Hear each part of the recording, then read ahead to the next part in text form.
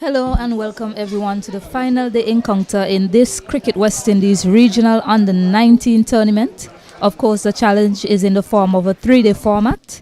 We are coming to you live from the gorgeous St. Vincent and the Grenadines from the scenic Cumberland Cricket Ground, where Jamaica and Windward Islands are in a fight to secure some points as both teams were winless after the first round. I am joined by the always well-dressed Kenroy Martin this morning. Good morning to the lovely Stacey and Adams, who's right beside me. Thanks for the compliment. No problem, Mr. Martin. Welcome to the listeners, welcome to the viewers of this broadcast. We are here at Cumberland on the final day of this interesting game, Stacey. Yes, it's been a compelling 2 days so far, Martin. As it stands, Windward Islands need 294 more runs for victory against Jamaica, who declared at 229 for 5 late yesterday afternoon. Jordan Johnson, who was controversially run out for 82, partnered with Stephen Wedderburn, the Centurion from the first innings. They had a 131 runs partnership, Wedderburn himself contributing 52. Captain Sanjay Walker and Brian Barnes added more impetus, both scoring at more than a run a ball to take the Jamaicans' lead past 300, setting Windward Islands 323 to win. Well, a humongous task for the Windward Islands batters here on hand at Cumberland. 322 to win. They are now 29 for 2 Stacey, and on the final day, they have lost 2 key batsmen, that of Auguste and Pascal. Yes, Stefan Pascal was bold. He didn't trouble the scorers at all in this game. He got a pair in this game. He was bold without scoring by Sherwin Thomas, who looked to pitch up the deliveries in all of his balls, bowled to Pascal, and in the end, with his efforts, got him bowled. After taking apart Thomas Martin, Akeem Auguste, he scored 14 runs off of Thomas's over. Some spectacular shots were played by him, but in the next over, after taking a quick single between him and Ethan Gibson, he was then dismissed by Ryan Edwards at the other end.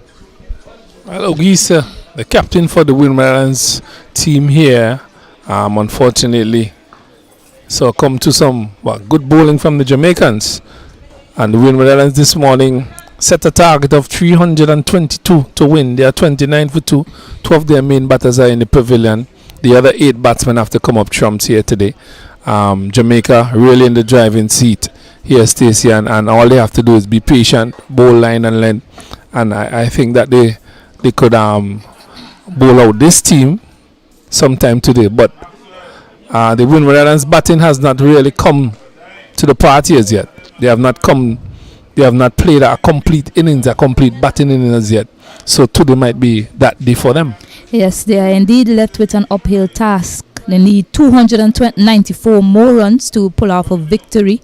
And if they can't get a victory, the next best thing is getting a draw. Martin, I'm glad to have you here this morning, simply because, of course, my co-commentator, Kaznel, always lovely to have him next to me, but I'm especially glad to have you here this morning because you were the coach for the Windward the St. Vincent and the Grenadines on the 19 team that went to Dominica to play in that Windward Island tournament. So you might be able to give me an insight into who are the other batters that the Windward Islands team can look to help them score these 294 runs that they require. Well, there's Joseph, the wicketkeeper batsman from Grenada. There's St. Lucian, and his name keeps evading me. He scored some runs all up as well. He took 8 wickets in the first game. Tariq Edwards. There's Tariq Edwards. There is a Dominican as well. These players have not really come to the party. As I said, they have not really back to their true potential. So there's Devani Joseph, Tariq Edwards still there, Andrews as well, Jeremiah from Dominica, he's there as well, and Kurt Murray. These youngsters, they are good batters. They show the potential in the Windward Islands tournament, and they have to bring it here at this tournament and prove themselves worthy of being in this Windward Islands team. Yes, unfortunately, Andrew, he isn't playing today, so they have to look to Jeremiah. Jeremiah is in the wicket with Ethan Gibson. They finished overnight, and I remind you the score was 29 for 2. Pascal and Akeem Ogis dismissed, so Jamaica might feel like they are well on top, but from the export Kenroy Martin, he noted some other youngsters that might come to the party today for the Windward Islands team. Gerald Jeremiah, he's there now with Ethan Gibson and Devoney Joseph. He looked really good yesterday when he started. However, he was dismissed later on. So we can look forward to these youngsters coming out today and fight for Windward Islands. Well, they have to fight. They have to really fight here today with a whole day's play. 322 runs to get 2 wickets down. Their main batters, Pascal and the skipper, they all have been sent back to the pavilion. These are the batsmen: Ethan Gibson, left-handed batsman from St. Vincent and the Grenadines. He has gotten some good starts, but he has not carried on. That's part of this cricket that he needs to work on. And with him is Gerald Jeremiah. He also had some real good potential. So he has to come good here today for the Windward Islands. And it's important that they have a very good start here this morning. If they don't, Stacey, we might be looking at a very short game. Yes, one thing that I like to make mention of, I don't know what your thoughts would be on it and the viewers as well, but yesterday they had 5 overs to play out. And instead of opting for a night watchman, they decided to go with their top order batters. In fact, Ogis, who batted 4th in the 4th innings, came in 1 down yesterday. Gerald Jeremiah came in at 4th, not opting to go with that night watchman ploy as we've seen. What sort of intent do you think that is signaling from the Windward Islands camp? Well, you made mention of a couple of things, a couple of changes in the batting order. Well, this is one thing I've seen so far with the Windward Islands team. They're not totally settled as to how they want to set their batting order and who they want to be batting at a particular place. So that could be a little bit troublesome for them. As we see the first delivery being bowled. Yes, so Ryan Edwards has the ball in hand this morning. He was fired up yesterday. He had a good tussle. You were not here to see it with Ethan Gibson. He bowled extremely full to him. He had an edge that was dropped at point. A good effort from Alex Hines. He wasn't able to hold on to the catch, and then he was narrowly missed by Adrian, where the ball just popping over his head with that full length delivery, which is something I've been saying. You need to bowl as full as possible to Ethan Gibson because he loves playing on the back foot.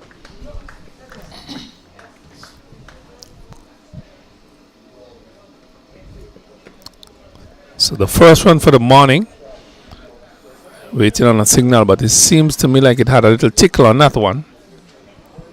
No signal from the umpire. So the first run there for the number 2 for the Windward Islands. That is Jeremiah. So he gets off the mark early this morning. Ethan Gibson now comes into strike.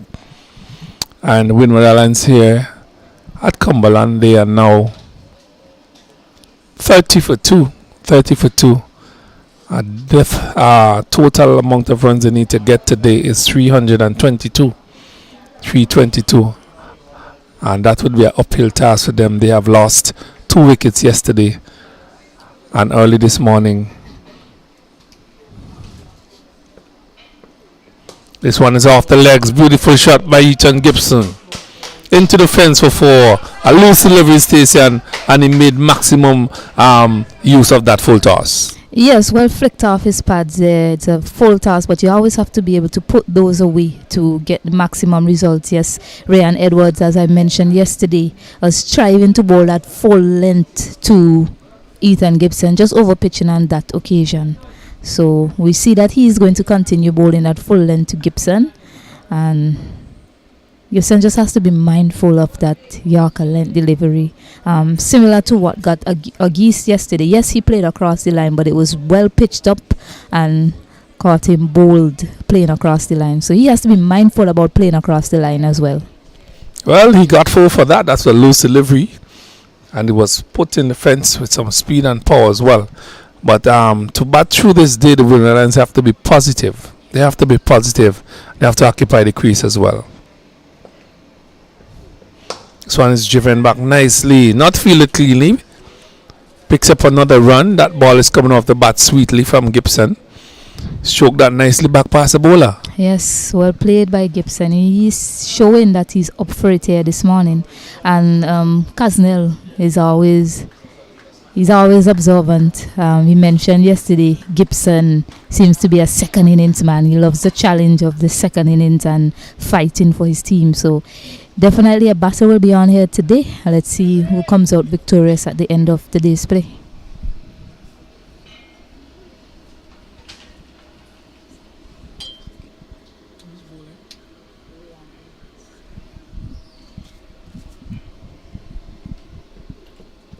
Wide down the leg side, not taken cleanly by the wicket keeper. Gibson looking for a run there, but wasn't on. So Windwards have started positively this morning, Stacey. A loose delivery, Ethan Gibson pouncing on that, hitting it in defense for 4. 2 rather wayward deliveries from the short, stocky fast bowler from Jamaica. So he's still striving to get that line and length just outside the off stump. He has 2 slips, a gully, a backward point, a short extra cover, and the mid off. Yes, some things that both teams, mainly Windward Islands, will need to keep their eye on.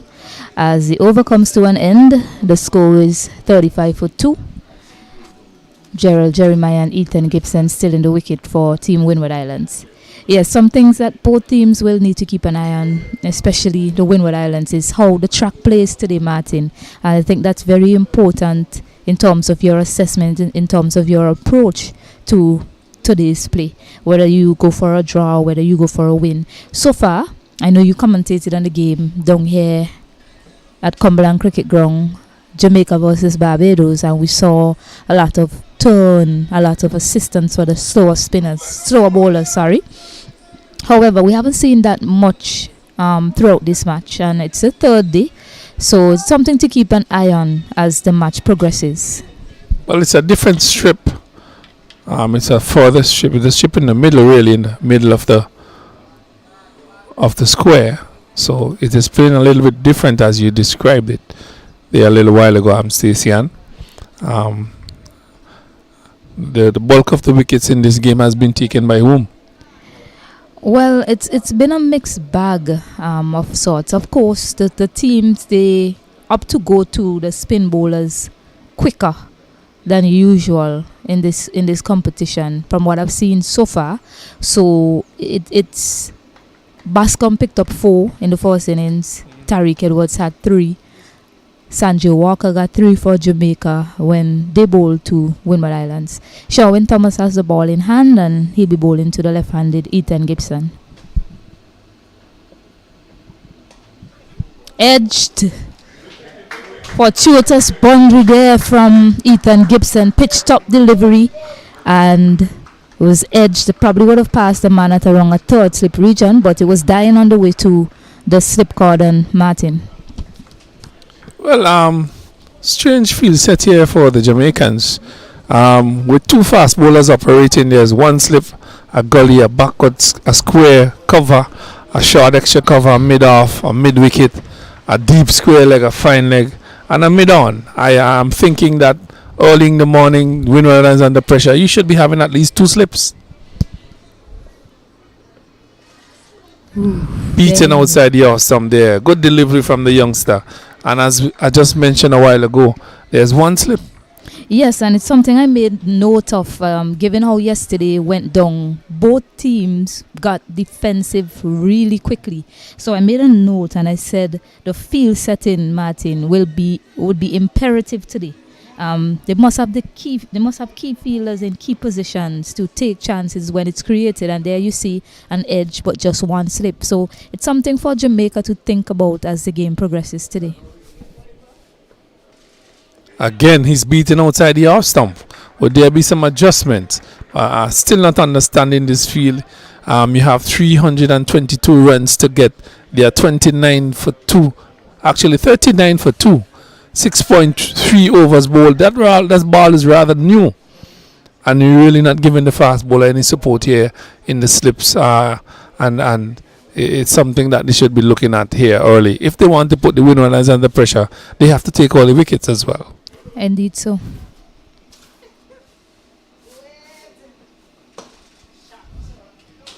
Whipped off the pads nicely, but Brian Barnes cleans up at that mid-wicket, short mid-wicket area. Yes, Martin, and I'm still baffled as to why they continue to employ just that lone slip and that man at a shortish gully area instead of packing the slip cordon. Given how Thomas bowled yesterday, yes, Akeem Ogis went after him, took him for about 14 runs or so in his over, but he bowled really well apart from that. And so far in this over, the ball has gotten some lift, so that should give them some encouragement to put another 1 or 2 fielders in that slip cordon.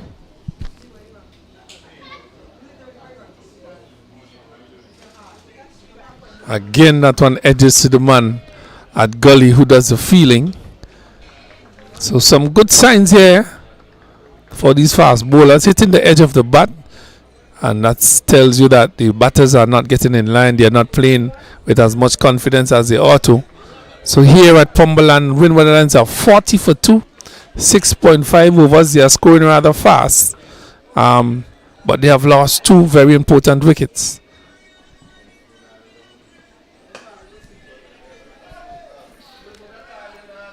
That one is played with more purpose and the middle of the bat. That brings you over to an end. After 2 overs been bowled this morning, they are 40 for 2 Windward Islands. They have a target of 320 to get. They have lost their 2 main batters in this side, that are for Geese and Pascal. And at the wickets is Ethan Gibson, and he's there joined with Jeremiah. As you mentioned, Jeremiah is somebody else in the team that the Windward Islands can look to. What did you notice about the young man in terms of his process? Is it that he's more of an attacking batter, or he's more patient at the wicket? Well, he's very patient. He batted long periods in the tournament that was recently held. So that would be very good for him and the team if he could apply himself today.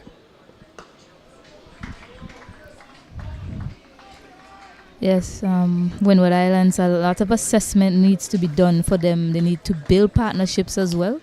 Just some things that they need to do if they are to survive today, or even possibly go on for a win. It's not impossible for 300 runs to be scored on this wicket.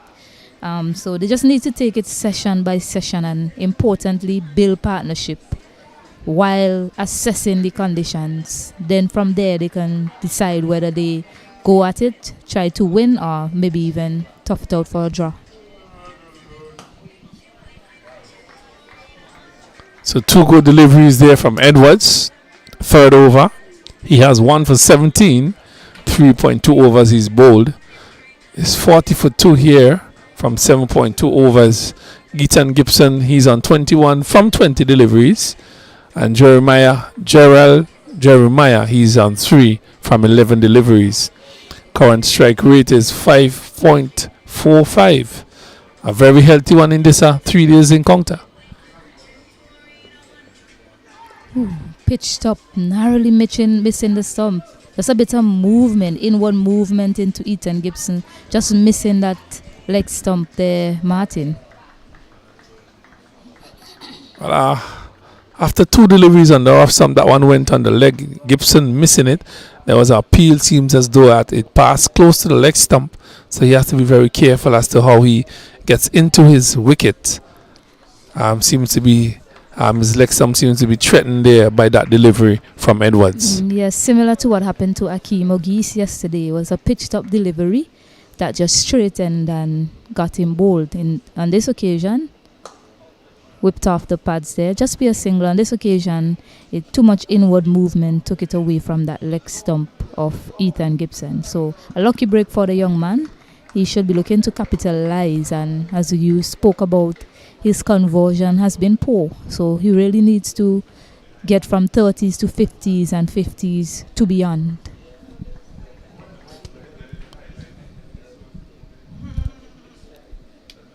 So Jeremiah will be taking strike from Edwards.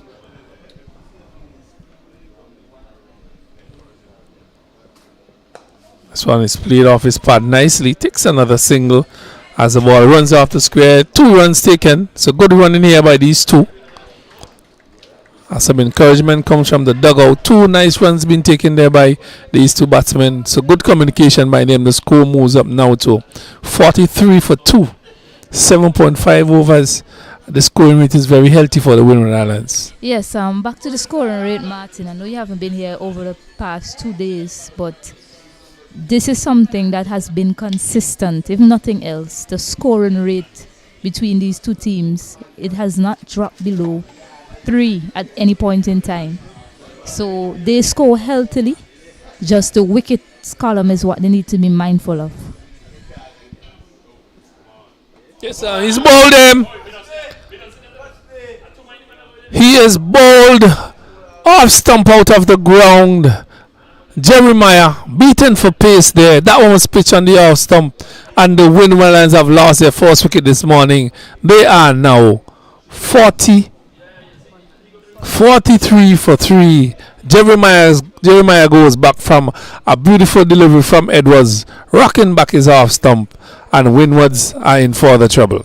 Yes, that generated enough pace to create that uncertainty. For the batsman. He didn't know whether to go back or forward on that occasion, and it just caught him on the crease, like his off stump went flying as Devonny Joseph makes his way to the middle. Another batter that you spoke about, Martin, who may be able to, push the cars for Windward Islands, whether they get a win out of this or a draw. Devonny Joseph, he's joining Ethan Gibson. Not the start that Windward Islands would have been hoping for this morning. Well, early wickets for the Jamaicans. All the inroads, that's healthy for them. But that's very quick. That is very bad for the Windward Islands. That brings Joseph to the crease. Joseph, he got the lone century in that tournament from the Windward Islands tournament. He scored that against St. Vincent and the Grenadines. So he is capable. He has the ability to bat long. And he needs to apply himself here for the Windward Islands and score. Get a very big score here for the Windwards. If they are to really compete in this game, second innings, if they are to get close to that score of 322, these two need to bat beyond lunch or so. But it's early days yet. We have not gotten half an hour's play, and we have lost the wicket. Beautiful shot there by Ethan, driving it up to mid-off. An easy single. So he's been scoring rather freely this morning. Yes, credit to Ethan Gibson. I love the way he's applying himself. It looks as if he wants to stay and bat as long as possible.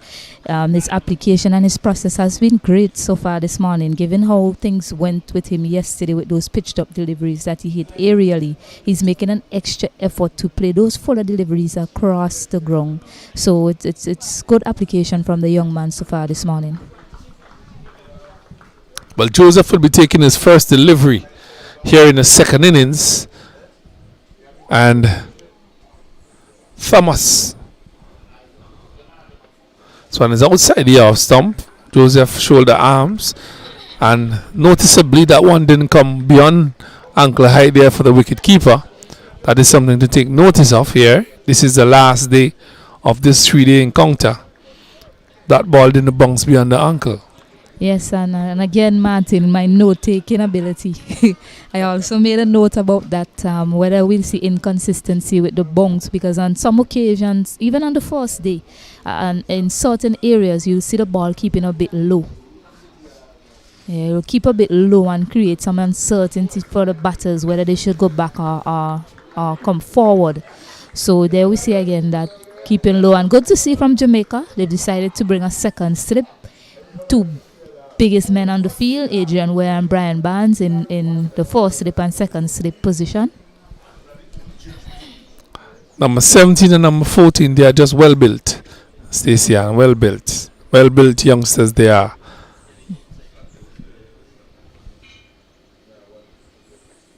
This one is driven. One bounce, it looks like, Joseph to the man at mid-off. Has to be very careful as to how he goes about his innings. He has to be patient. He has to be selective in his innings and really carry his bat here for the Windward Islands. If not, they would find themselves into further trouble. They are now 44 for 3. This one is beaten Joseph outside the off stump.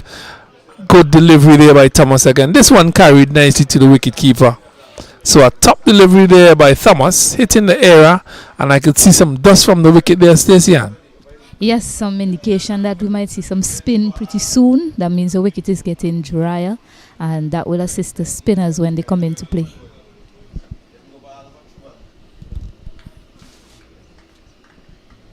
So Thomas with a beautiful delivery prior. This one is pitch up, full delivery. Easy runs here for Joseph. Stroking it through covers, picks up one, comes back for a second easily. So he's off the mark, and Windward Islands have moved up to 46.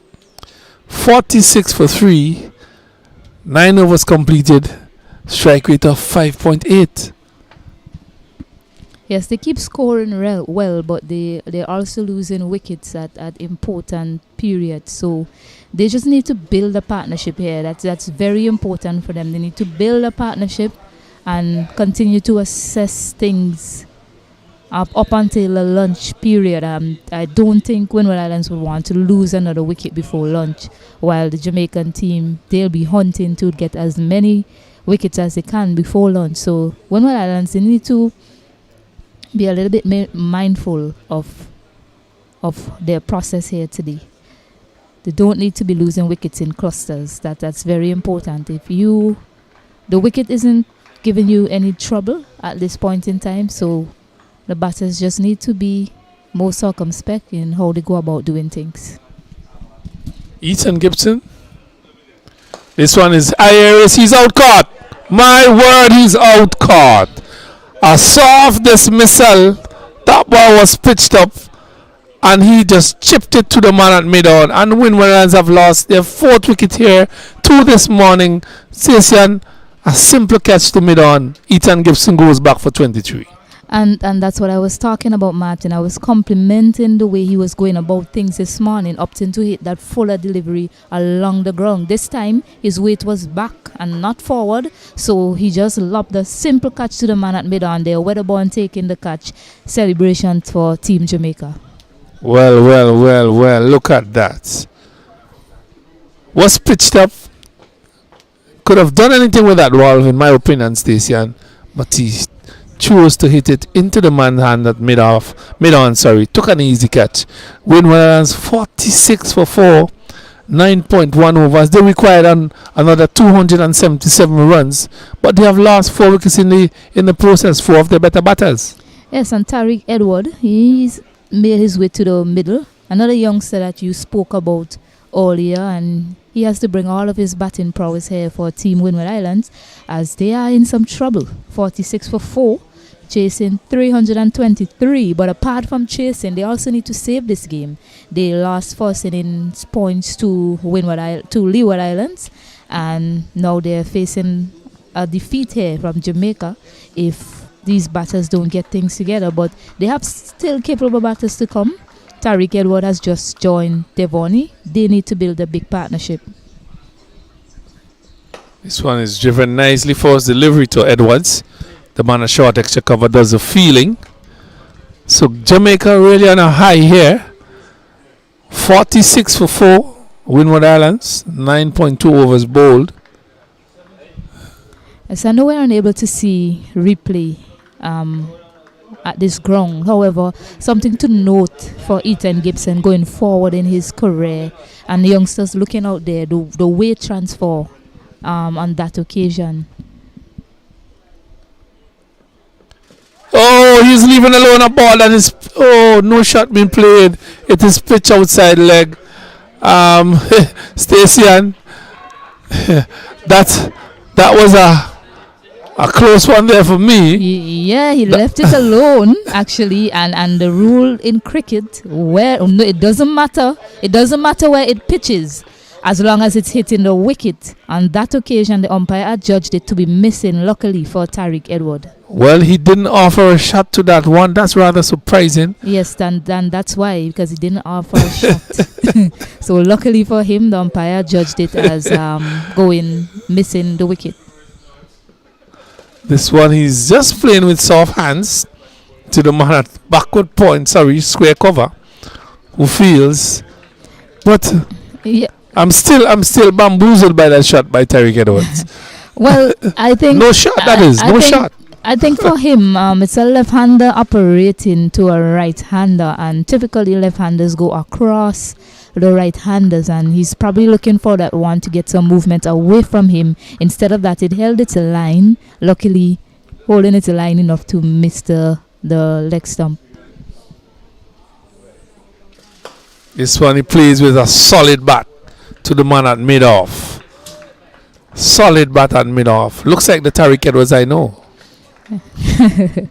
Yeah, but just to go back to Ethan Gibson's dismissal, you were his coach for St. Vincent and the Grenadines, and what I was highlighting is the lack of weight transfer in that shot. He was standing tall playing that shot, and you mentioned he could have hit that ball anywhere. Had he just gone through the same process like he was doing earlier, getting forward and just playing that along the ground nicely, probably could have been in the wicket at this point in time. Or if he wanted to, he could have just gone through with the shot and probably would have cleared the man at mid-on. Instead of that, he wasn't too sure what to do, and he just chipped it to the man at mid-on. Well, the overs come to an end there, where Tariq Edwards was trying to whip that one through mid-wicket into the outer portion of the bat and just trickling out to the man at short extra cover. But just to continue on the trend which you are on, it's cricket and batting. It's a process. Mm-hmm. You're just starting your innings from yesterday, and any coach would tell you when you start in the first 20 runs or so, should be in front, and you should be looking to hit the ball on the floor. What is happening here is that he went aerial. He took the risk, which wasn't needed, and he fell victim to some irresponsible batting. Yes, unfortunate for him. He was looking quite good, I must say, this morning, Martin. So it was unfortunate that he basically brought about his own demise in that fashion. This one is outside your stump, and Joseph is shoulder arms as we hear the oohs and the ahs from the Jamaicans. It's going to be a tough day here at Cumberland for the Windward Islands here. Trying to get to that 322 runs. It's going to be a tough day. Yeah, we keep calling for the slip cordons to be packed, but 3 batters have been bowled so far, 1 caught at mid-on. So maybe Jamaica. Oh, that was close, Martin. Close to another bowled. That's what I was saying. Maybe in their head, the best way to get wickets is bowled. So they're aiming for the stumps right now. Well, that one was pitched up, and Joseph had a little inside edge onto that one. That is probably what saved him. And the keeper, it went to the wicket keeper, which he took just above his head. He has to be very careful. He seems to be a little bit late on those deliveries.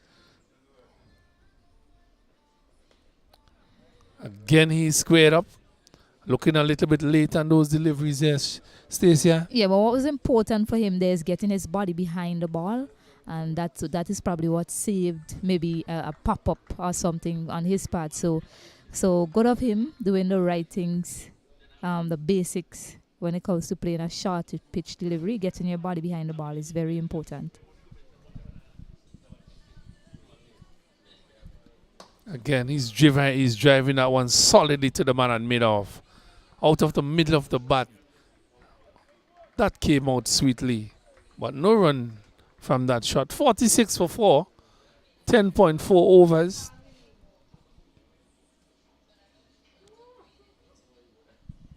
So match Bunguis, he had about 54 fours so far in this game from the stats I've just seen a while ago. This one again, he plays with a full face of the bat, back past the bowler. The ball ricochets from off the stumps. So some solid batting here from Joseph. Joseph is 2. Edwards yet to score. We have lost Pascal. We have just lost Ethan Gibson. The other two batsmen to go would remind you just a bit after this delivery. This one is hit mightily over mid-wicket. The signal comes from the umpire. 6 runs to Joseph. What a way to get off your mark here. First boundary for him. That was pitch on his pad. And Cumberland is not a small playing field. He whipped it off his pad for 6 over mid-wicket. What a shot. Yes, confident shot from Devoni Joseph, showing never mind we've lost 2 quick wickets this morning. If a bad delivery comes, I'm going to put it away. So a good confident start from the young man, and that's what you need to see. You need to see confidence coming through from these young batters because they have the skills to do it. Never mind it's an uphill task. They need 271 more runs to pull off a victory. At this point in time, you know, what you need to do is keep batting time. Keep batting time, keep taking it session by session, and just see what the day holds for you. That's all Windward Islands need to do at this point in time. Well, they need to occupy the crease. We have just about half an hour's play. But they have lost 2 wickets in the process. So they have lost 2 wickets in the process here. They lost 2 yesterday evening pretty early, starting the day. Yes. With 2 wickets down. They have lost 2 wickets early this morning. Yes, Stefan Pascal and Akeem Ogis were dismissed yesterday. Late in the piece, both of them bowled.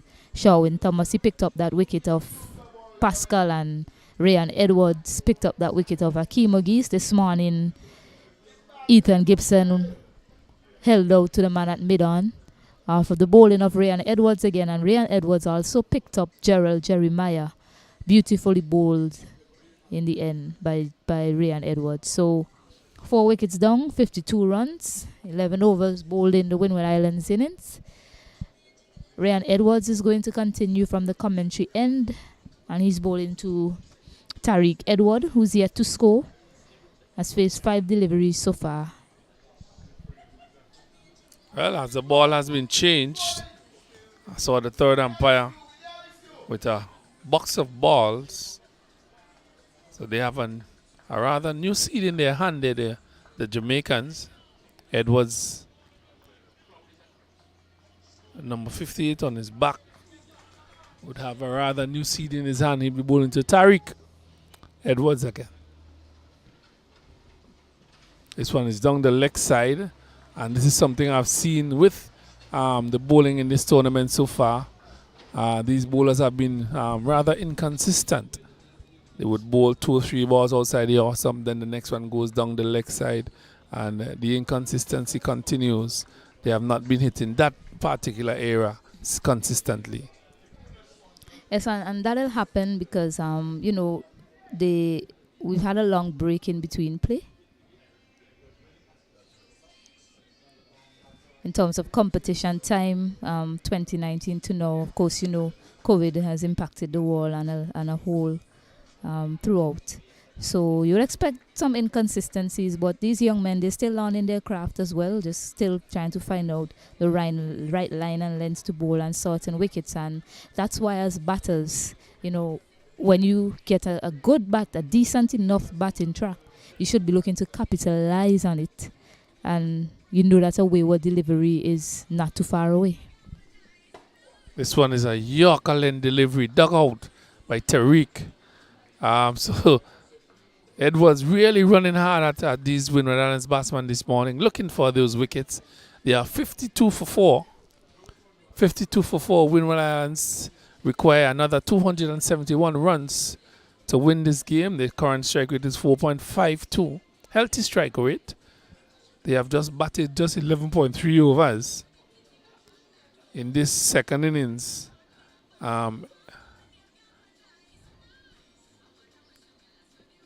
This one again, just on the legs, and Edwards gets off the mark with a little single, nice tricky single on the onside. He gets off the mark, and the score moves up now to 53. 53 for 4. Edwards is 1. Joseph just struck in a beautiful boundary over the mid-wicket area for 6. First 6 of the morning. 53 for 4. Windward Islands in some serious trouble here, looking for a target of 322.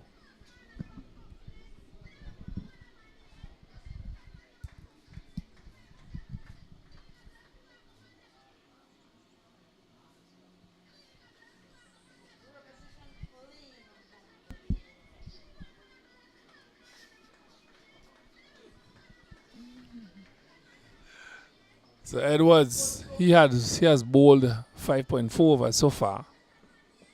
This one is outside the off, some coming back, and Joseph just left that wrist in his arms and let that one go to the wicket keeper.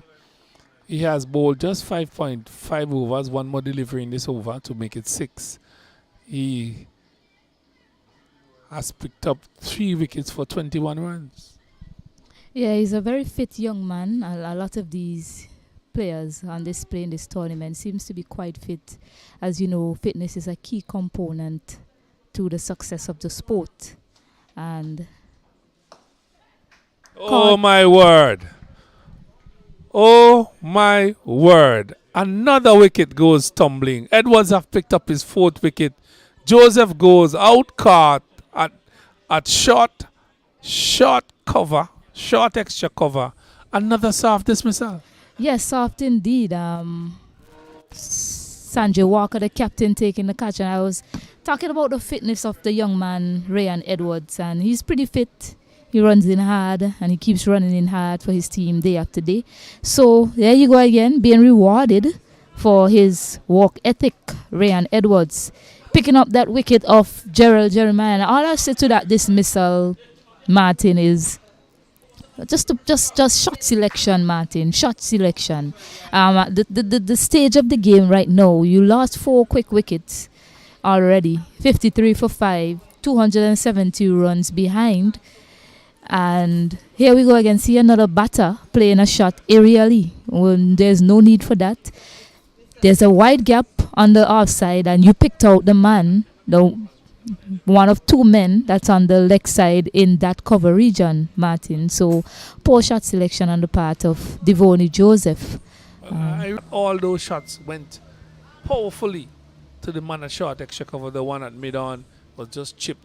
So they are going very hard at the deliveries. You need to allow the ball to come to you, and they are looking to hit the ball in the air where they should be hitting it on the ground. Really not risking your wicket. They don't need to be risking their wicket like how they are doing it here. They have a lot of time in this game. Take your time, play the ball on its merit, and just occupy the crease. They are now 53 for 5. We have not played on our cricketers yet. Yes, I agree with you there. As they run back for 2 quick runs, Tariq Edward is off the mark. Oh no, he's up to 3 now. But yes, a highlight of playing late. Actually, you were not here to see it. You weren't here to see it. But Akeem Ogist and Ethan Gibson, when they played the first innings knock, Akeem Ogist seems to be a master at playing quite late. He was playing the ball exceptionally well, playing it as late as possible. Even played some delightful dabs in between slip and third man. So definitely something to note for the Windward Islands camp. The batters probably just searching for those deliveries when they shouldn't be, and just should be looking to play it as late as possible, given the condition of the game right now, where it looks as if they might be looking to save it at this point in time rather than go for an outright win. Well, to save this game, they need to bat at least 3 to 4 other sessions, which is left up to, this one is left outside the off, some to the lower half of the batting for the Windward Islands. We have not seen that so far from them. And if your top batters can't occupy the crease for a period of time, I'm seeing it very difficult for the lower half to do that job, which is required of them. So, this time here at Cumberland, the Windward Islands are 55 for 5. Jamaica in the driver's seat, really just pressing on the accelerator to get to the finish.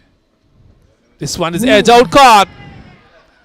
Out caught behind. Wicket number 6 goes for the Windward Islands. Tariq Edwards goes back to the pavilion. Windward Islands now is 56 for 6. Yes, some seam and movement there for Sherwin Thomas as he takes the edge. It took Edward by surprise. He did try to take his hand off the bat, however, not enough as it went sailing to the keeper, Jose Nortover. In the midst of all that, we forgot to mention that Noel Leo joined Edward a while ago. He's at the non-strikers end. The score is now 55 for 6, and Team Windward Islands, they're falling apart at the moment, Martin.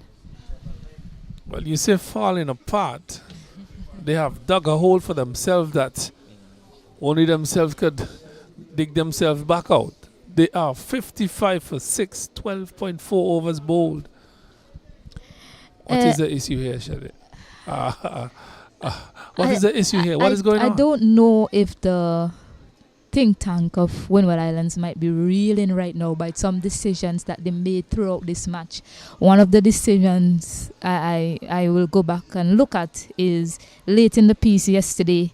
Instead of employing a night watchman, this young man, Kurt Murray, he batted brilliantly in the first innings. Instead of employing a night watchman, they decided to go, with the next batter to come, Akeem Ogis. He was dismissed late yesterday, and since then, the Windward Islands team, they have not recovered. It's quite unfortunate right now that they have 55 for 6. Kurt Murray is about to face his first delivery. That was a full delivery. He played it straight to the man at wide second slip, 22. Windward Islands 55 for 6. We have not gotten an our players yet, and they have lost 4 wickets this morning. Really, some simple catches being offered up, easy wickets for the Jamaicans, and they are really here smelling victory, not too far off.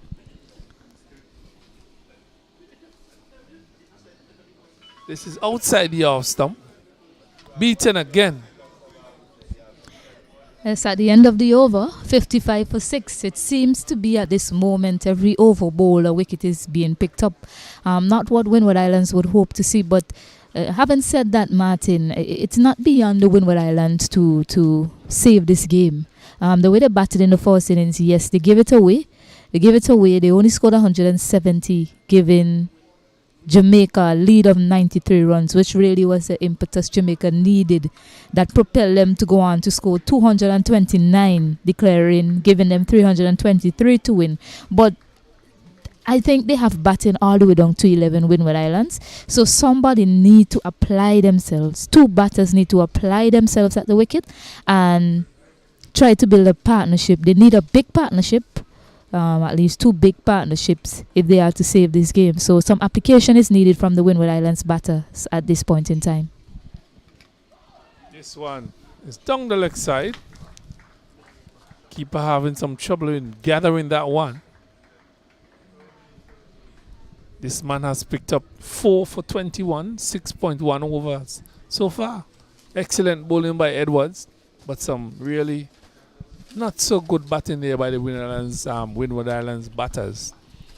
They have really gifted their wicket away on some occasions, and he has gotten 4 wickets for 21 runs here. This one is outside the off stump again, and he went for a big drive. Is Noel and Stacey, he said that the Windward Islands could bat through this innings or save this game. If that's the way they're going to do it, I beg to differ. Yeah, they really need to apply themselves here, the Windward Islands batters. Noel Leo, he's one of the keepers for the Windward Islands team. He's picked here. Devoni Joseph had the gloves as well, so we know that he is capable with the bat.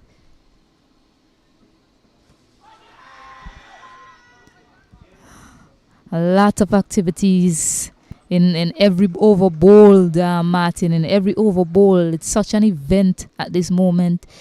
The excellent thing about Ryan Edwards is he has been pitching the ball up, and it doesn't matter if he bowls a full toss. He continues to pitch it up because he realized that has been causing problems for the Windward Islands batters. So he just continued bowling that fuller length throughout his spell, and that is really good patience displayed by the young man. Well, something that is puzzling me here from the Windwards' point of view is that they have just won the under-17 tournament in Trinidad, and they are boasting at least 6 to 7 players from that tournament. And to be 56 for 6, you have to be asking yourself some questions. Yes, quite interesting, but this is a different format and it's also a different ball.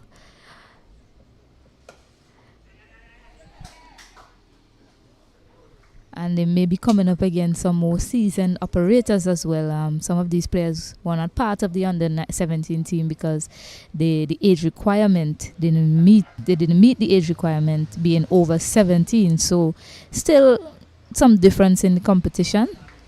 But this format of the game requires you to bat more time, to bat longer, and to assess things as long as possible. And that is one of the important things that is key to success in this format.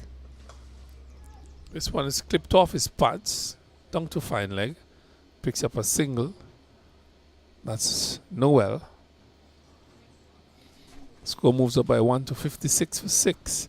But to continue on that, the majority of these sides, the majority of these teams in this tournament are boasting at least 6 to 7 under 17 players.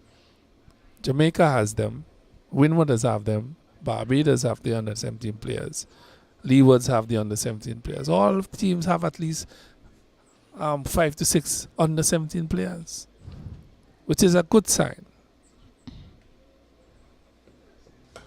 Yes, that's brilliant for cricket in the Caribbean, Martin. And while the Windward Islands, yes, they did win the under-17 competition.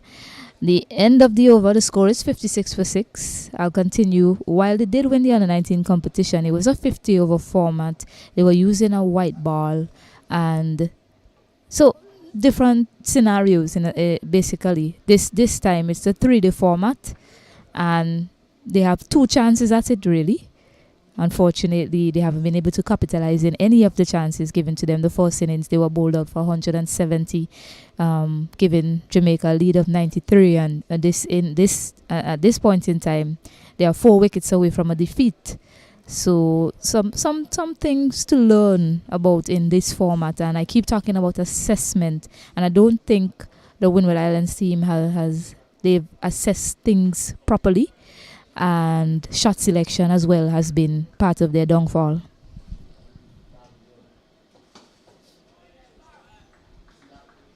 Solid in defense.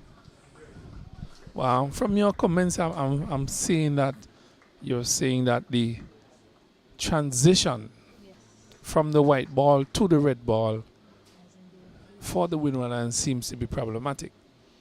It's a different format, and I've seen that at the higher level as well.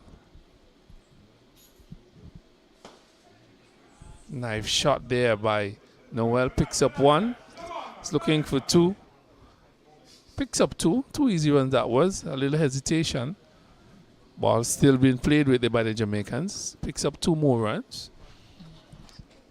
So the transition has become an issue here for these players coming out of a white ball tournament and now into the red ball tournament. They find it difficult to transform what they have learned in the white ball to the red ball. The patient game, leaving alone, the time spent at the crease, and the accuracy and so on. They have not been doing that very well. This one is driven again to the man at mid-off. He's looking good. But Stacey and you can look good for 2-3 balls and then get out. That is what I've been seeing. The balls have been hit in the middle of the bat, but they have not been spending time at the crease. Yes, the patience game come more into play in this format, as we all know. It's longer and it requires a lot more time, a lot more thinking from each and every one of the players.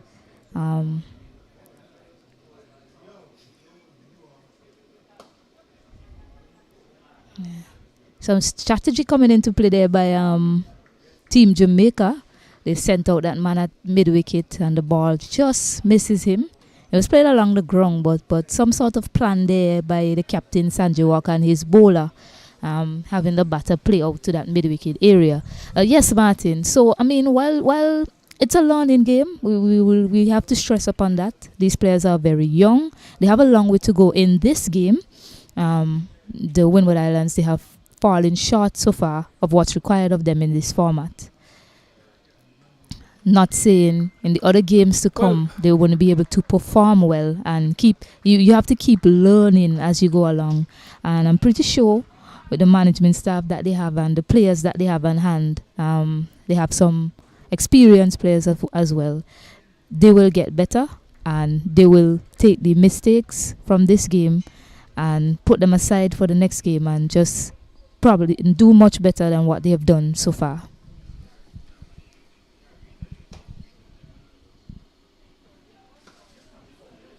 He defended that one stoutly. That brings the end of the over. But I've seen this problem existing in our cricket for a little while here, Stacey, and where our cricketers from the white ball format can't take what they have to do.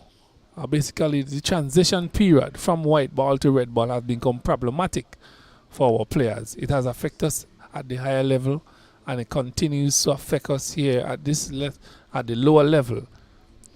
And it has been happening for a while. We have seen a mixture of different players being used, and we still can't get the combination right. And that has affected our play at the international level, and now we are seeing it coming through here at the under-19s for a number of years. I'm not too sure as to the effect the white ball has on our cricket, but we have to look at it and look at it very seriously. I'll come back to you on that as Ryan Edwards is about to continue his 8th over. So after the ball, I'll come back to you on that same discussion, Martin.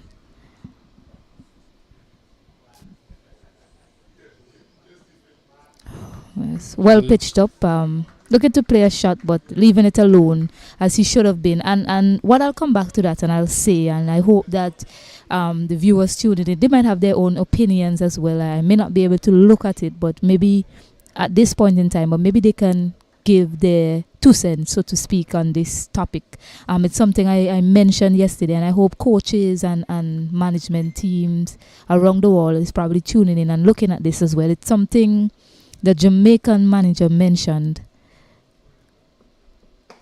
Yes, he mentioned about Wedderburn. He said Wedderburn played in the under-17 tournament, the white ball version, and he wasn't successful. He wasn't quite successful. But they realized that he is a better player in the longer format, the red ball version. So sometimes it's about recognizing where some players fit in compared to other players. So while somebody might be prolific in the white ball game, they may not be so in the red ball game. This one is heist. One bounce into the fence. 4 runs to Murray. 4 more runs to the Windward Islands. The score now moves up to 59 for 6. 15.2 overs. A loose delivery there. We have not seen much of that from Edwards this morning, but that one was well played by Murray. 4 runs to him. Yes, over pitching on that occasion, but I don't think Jamaica and Ryan Edwards would be too bothered by that because they just continue to bowl at full length, and that's what they're trying to get. Yes, so Leo is who played that shot. Noel Leo. So a good looking shot from him. So still some positive intent. There's still a lot to play for in this game for Team Windward Islands, and the worst thing right now is showing a defeatist attitude as they're out in the middle. They still need to bat. 4 wickets still to get for Jamaica. They still need to deny Jamaica as long as possible, just to show what they are made of for the Windward Islands.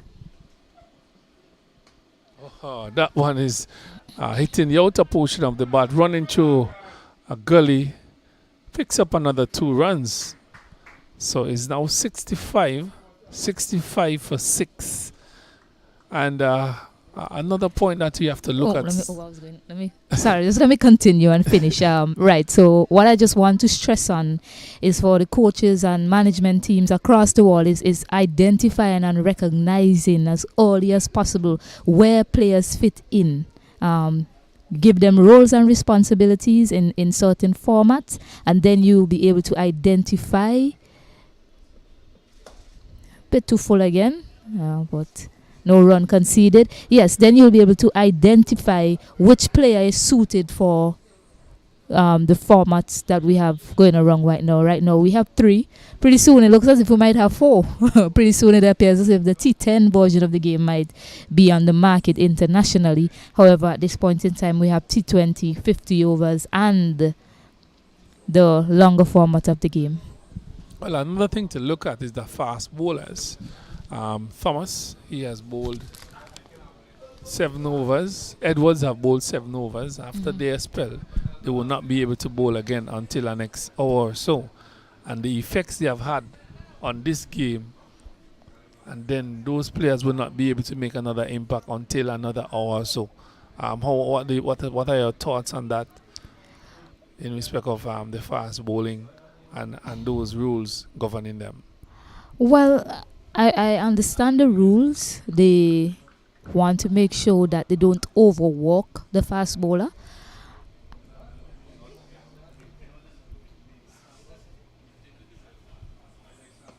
And while I understand that, Martin, yes, a captain won't have his fast bowler running in for 10 overs straight. There's no way you see that happening.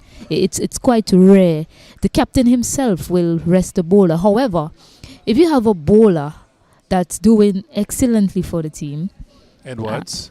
Yes, you have Edwards and Thomas, both of them doing quite well for the team, but in particular Ryan Edwards, who seemed to be quite a fit young man. Yes, if he's fit enough and his body can hold up, I don't see why in the next half an hour, perhaps, after a break for half an hour, he should be able to come back into the attack. But I understand the rules, and I'm in no position to disagree with them at all, because they want the faster bowlers to be able to rest and recuperate well, because it's a long-ish tournament. It's just 2 days in between break, so yeah. In the next 2 days, they'll have another game as well. So I understand the reason why they have these rules in place. Well, as we continue here at Cumberland, it's 65 for 6, 16.3 overs bowled, as you got the views from Stacey and there, as to how the players are not transitioning from one tournament to the next. They have not been doing that very well.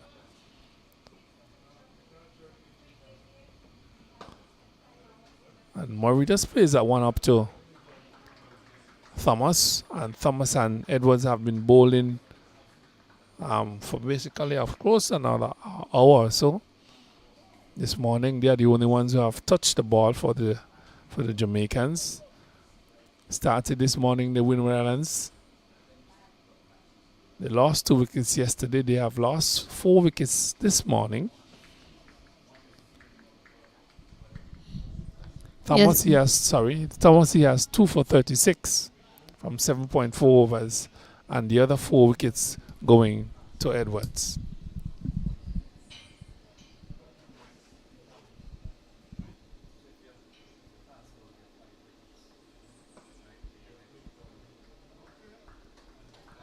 Yes, one of the other things the organizers may have considered, I'm not sure, is this rule from the organizer just throughout the under-19 game in the world?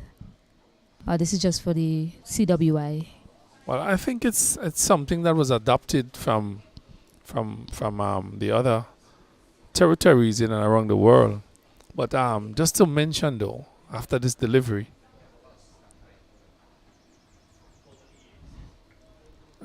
a youngster like Thomas and Edwards makes it onto his senior team and plays in the senior tournament. These rules doesn't apply in that tournament. Well, you make a very valid point there. Maybe it's something for the organizers going forward to look into, have a listen to what Martin just said. Um, when they get to that higher level, you don't have any such rule in the test ball 5-day format. However, captains are very mindful of workload, and you hear a lot about workload right now in cricket, especially with the rise of more cricket being played and the rise of different formats and different leagues around the world. You hear a lot of talk about workload, and they look at their fast bowlers on the world stage to make sure that they don't overwork them as well. And part of the rule maybe for these younger players, a younger player not as developed as somebody else older, let's say probably mentally, he's running in hard, he's doing so well. You can't get the ball away from him, Martin. He'll want to keep bowling. He's not going to be paying attention to what it's doing to his body in the long run. So it has its advantages and its disadvantages, as everything does right now in this world. So something to think about going forward for the organizers. So there's a change of bowling. The leg spinner comes on and he's bowling his first delivery, looking to pull that one to backward square. Didn't make contact. The score remains on 65 for 6. That's Walker. Yes, Captain Sanjay Walker. He picked up 3 wickets in the first innings against Windward Islands. Flighted outside the off stump and just played the soft hands. He's still pushing a little bit too hard for me there, Stacey, and at that delivery. Should just be caressing it down to mid-on or mid-off. Hard hands, really. So 65 for 6 here at Cumberland. Windwards versus Jamaica. This one is wrapped him on his spot, a stifled appeal. Umpire would have nothing to do with that. They would have to come back in another game to get that decision. I don't know where they would be playing to get that one, but there's appeal. Yeah, definitely missing leg stump on that occasion. So good work by Shannon Crawford and Ryan Banwari standing at the commentary end. Short one that looked like a googly. He was shaping up to pull it, but that one left him. You just have to jump on top of it and steer it to the man at backward point. So seems as though he has a googly in his repertoire as well. Yes, Walker is quite deceptive. You have to be mindful of how you play him. This one, big shot from Murray, hitting the outer portion of the bat and eluding the man at first slip. He runs down to the boundary, 2 runs to him, but a fortuitous edge by Murray. Indeed so, and I was just talking about how deceptive he is in his nature, in his pace, as well as the deliveries he chooses to bowl at select times. So you have to be mindful of how you go about playing him, especially if you're a left-hander, because while you may think that that ball is coming in your arc, it's actually leaving you. So you have to be careful how you play him. That delivery as well, that looked like it was moving away from him, while he may have thought that it was going to come into him. If it was coming into him, he probably would have connected and placed it over the man at mid-on heads. Instead of that, he picked up an edge. It's the end of the first hour here at Cumberland Cricket Ground. Players are going to get a drink to refresh themselves, as well as the umpires. The score is 67 for 6. We'll be back. We're going to take a short break and we'll be back.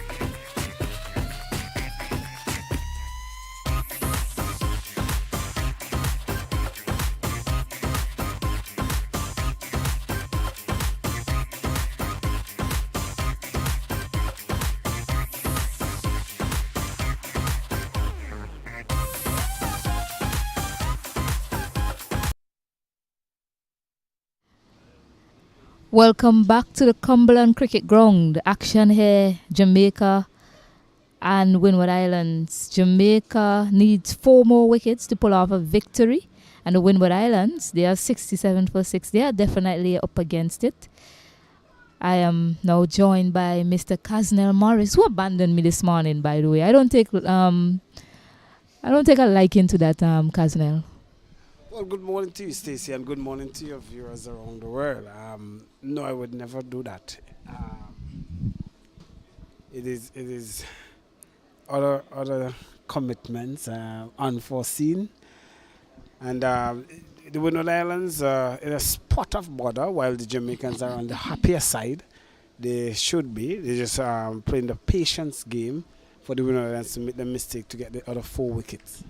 Yes, while I was a bit upset by you not being here, Casnell, I was panicking for a bit, but Mr. Martin stepped in and gave his expert opinions on different areas of the game. So much appreciated, Mr. Kenroy Martin. Alex Hines is into the attack. A tall left arm spinner has taken up the attack from the river end. So now we see spin about to take control of this game. Well, the Jamaican team would be hoping that spin would be taking control. They have to feel well set. Quite an attacking field. 2 slips and 2 men around the bat. Silly short leg and silly point, to name them. I must say I've been watching the wickets that have fallen so far for the Windward Islands, and I could understand that the delivery that bowled Gibson, not Gibson, sorry, Jeremiah, was a very good delivery. However, I see that the other wickets, they are pushing too hard at that ball, and Edward, he bowled a very good line this morning, and he was coming at the batsmen constantly, rushing at them, and there was no sign of soft hands. Yeah, so you always find the fielders once you play hard at the ball. Ooh, some turn and bonks there, Casnell. Definitely not what Windward Islands want to see, being 6 wickets down and 256 runs behind. Well, that's what you would expect on a tour-day pitch here. It's a new track, and still some time left if it was to be designed for a 5-day. But 3rd day, end of the over. At the end of the over, it's 67 for 6, 19 overs bowled in this Windward Islands inning so far. Yes, so continue what you were saying, right. Casnell. It's a 3rd day track, and you would not expect any sort of dying out of this wicket. So the Hines is a very tall lad comparing to other cricketers that are on the field there, and he has that high arm action, and he extracts that bounce. And there's a Kurt. He played down the right line, yes, but he will get purchased for his bounce, for his turn. Yes, an advice to cricketers and future cricketers: when you have height like that, definitely use it. It's one of the weapons in Tariq Edward, who's another spinner, and he's on the Windward Island team. He uses his height quite well and mixes up his pace as well. So there'll always be deception in bonks and variation. Deception in bonks especially, that can always catch a batter off guard. So when you have height, use it and mix your pace up well also. That will cause deception for any batter. Morning to the security forces on the ground. I almost lost my way, Stacey, coming to this. Not lost, I almost passed the park and went on the beach. It's a good morning for beach, good for sailing. Oh, is that what happened, Casnell? You lost your way you were lost on the way here? Well, I felt for the beach after being here 2 days on the street and could not have enjoyed the luxury of some calm waters. So I decided I would have gone and taken on the morning bath and asked Martin to sit in. Big shot from the young man Noel, and it clears long off easily. 6 runs to Noel Leo. Well, it's a welcome boundary, and we made mention of this yesterday that though the Windward Islands need to stay at the crease, they still have to get the runs. It's 322, and they cannot look at a draw at this time. They are either facing down the barrel of defeat or going at the runs.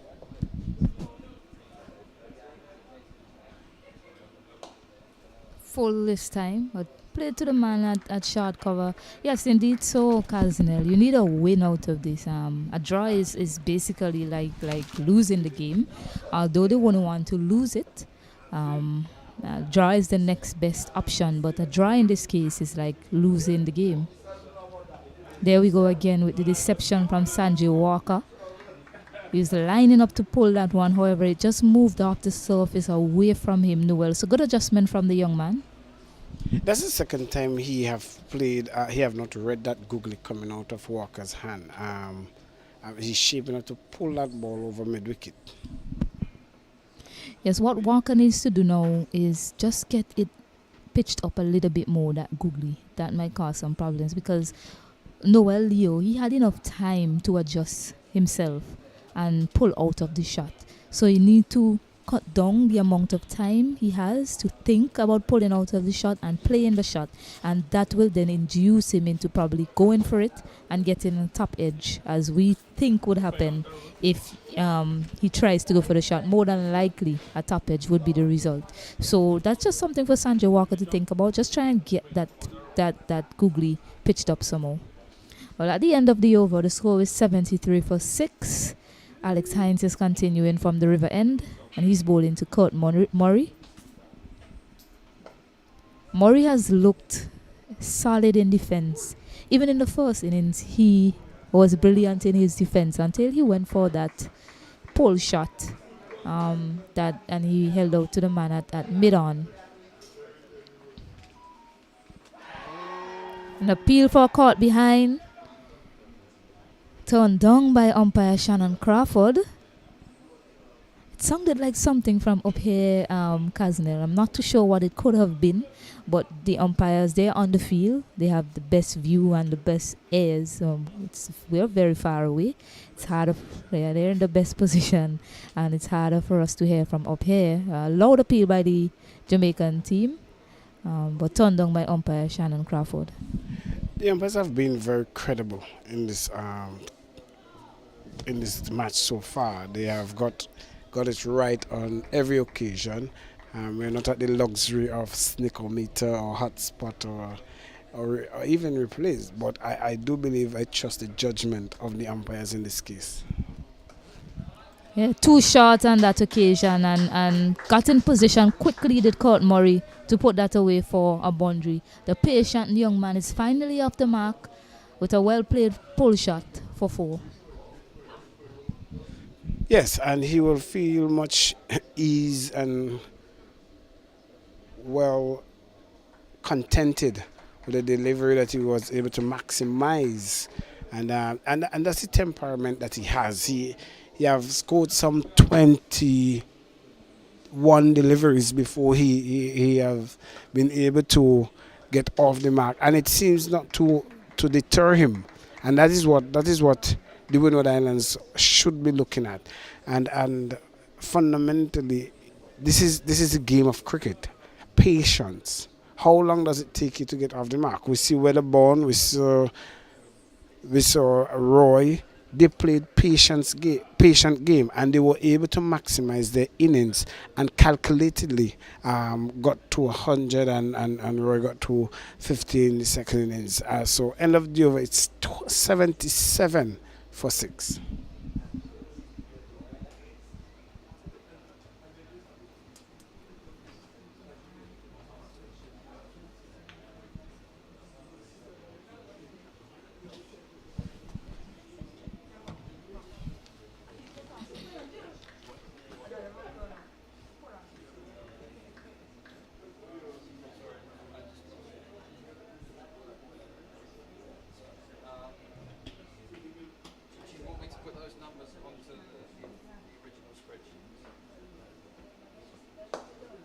Lovely drive, but man is doing it long on. He cut that off.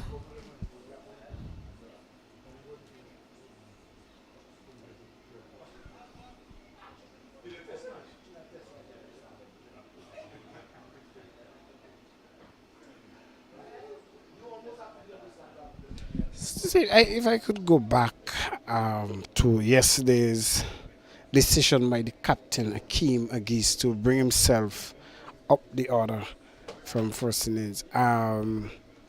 Kurth, I think, would have been an absolute good option. We saw in the first innings he really spent some time in at the crease, and I'm not too sure if it's a case of the new ball or not exposing him to the new ball to see out those 5 overs. But that was a crucial decision that he had to call on.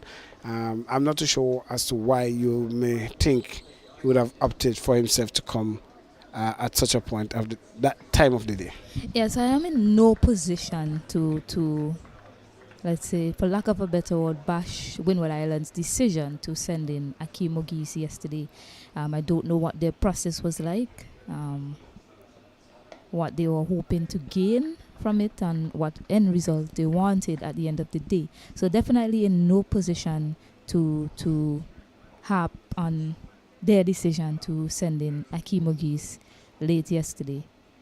But I would say quick single taken, misfield, might result in 2. Yes, 2 easy runs taken. But I would say on my way home, I started to say to myself, wait, it was just 5 overs remaining in a day. How come they did not opt to employ a night watchman, as many teams decide to do so late in the day?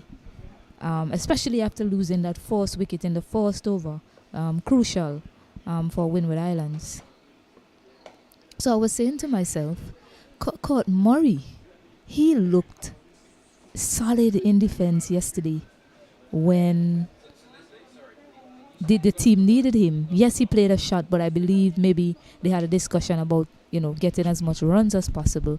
The shot was there to be played.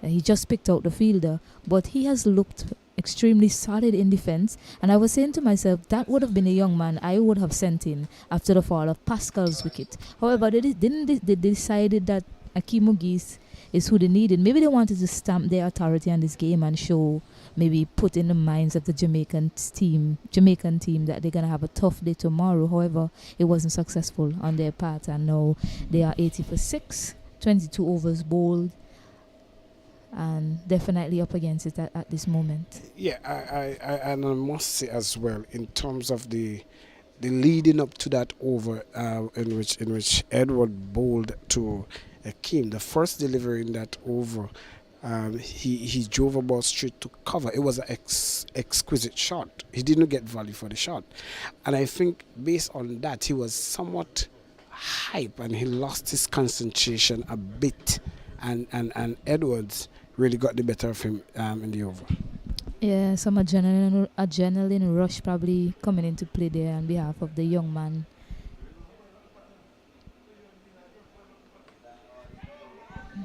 Looking for that quick single, but turned down by Court Murray. Yeah, probably some adrenaline rush, Casanel. The over before, he played it brilliantly.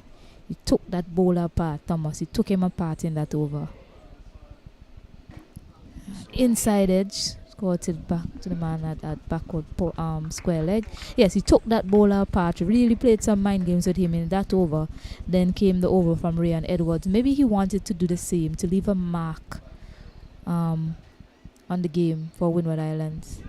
Bottom edge, won't get to the boundary. Johnson gives chase, and he come back for 2. But yes, I was saying, maybe in his mind, he needed to show Edwards that he is in charge out here, as he did to Thomas. Unfortunately, he played across at a straighter delivery from Edwards. Probably a bit of a preemptive cricket on his part. The leg, the left hand spinner in your head, the left arm bowler, fast bowler, usually goes away, goes into the left-handed batter. On that occasion, the delivery straightened. It was fuller, it was pitched up, and it was straight, and that was his undoing. Well, Noel and Maury has been called upon to do duty for country, respective countries. Windward Island may make up of several Caribbean islands, mainly those in the Eastern Caribbean. Driven sweetly past the man at the short cover region. Won't get value for his shot on that occasion, Noel Leo, but they come back for 2. So a little partnership being formed here by Court Murray and Noel Leo, and Windward Islands team and fans would be hoping that both of them can continue to launch at least, because they find themselves in a tough position. They are 84 for 6, 23 overs bowled. The run rate has dropped considerably, but they won't be paying attention to that at this point in time. They still require 239 more runs. And at this point in time, these batters, they need to just focus on time and not so much the scoreboard.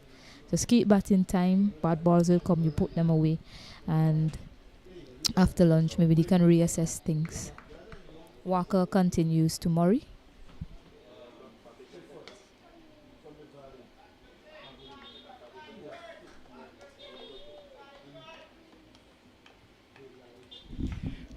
One of the things and you see Walker here bowled 15 dot balls in his 3.1 overs at an economic rate of 3.47, and that is good bowling.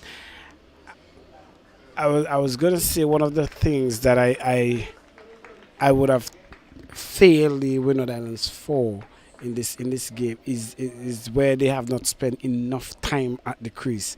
We have seen Jamaica through their tough time when they were in a precarious situation in the first innings.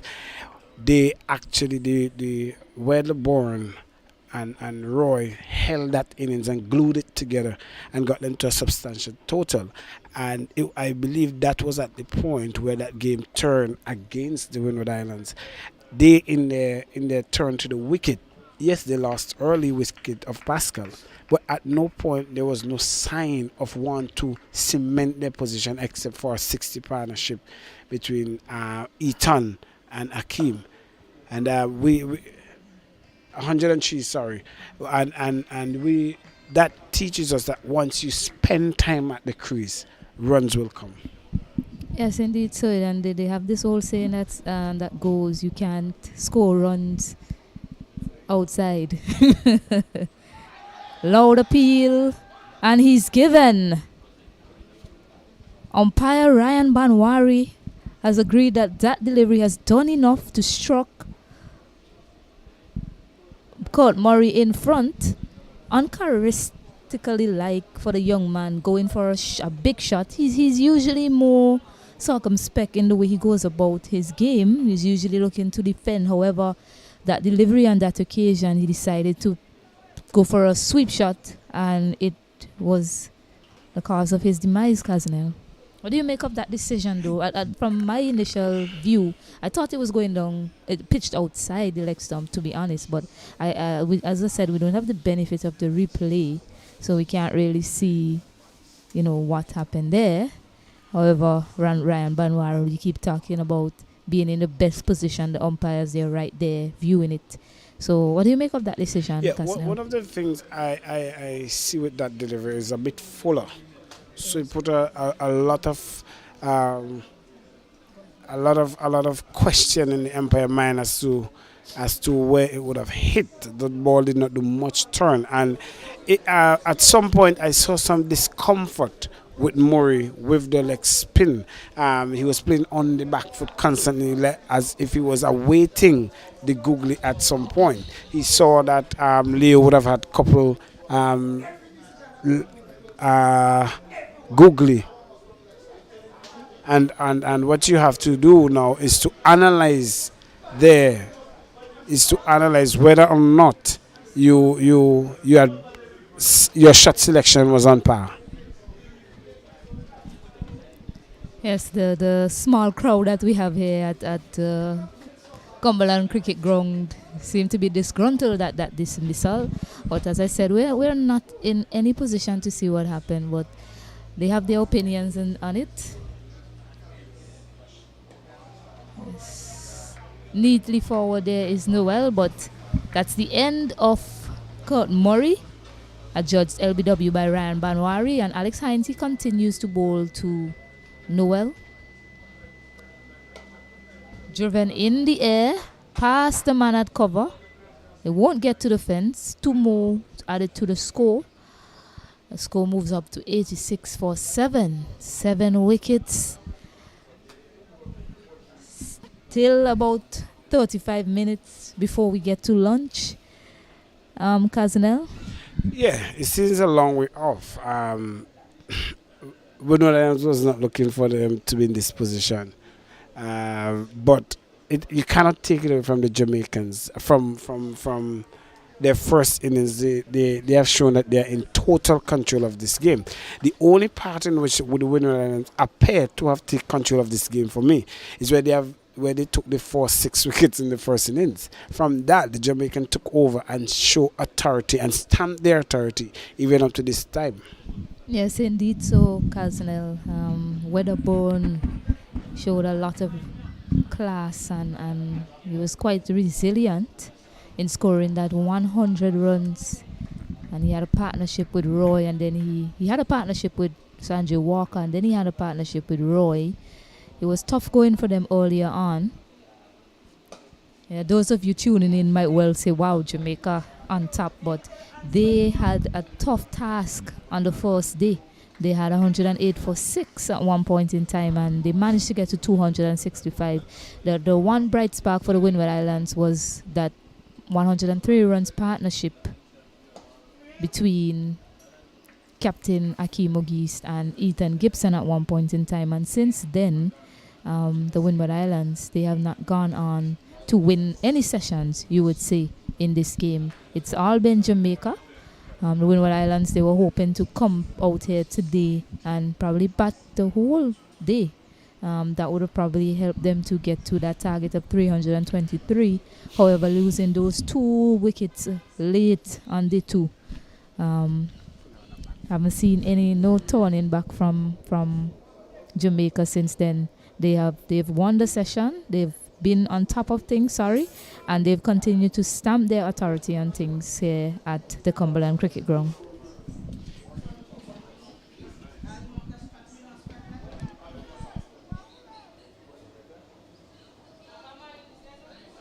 Walker to continue.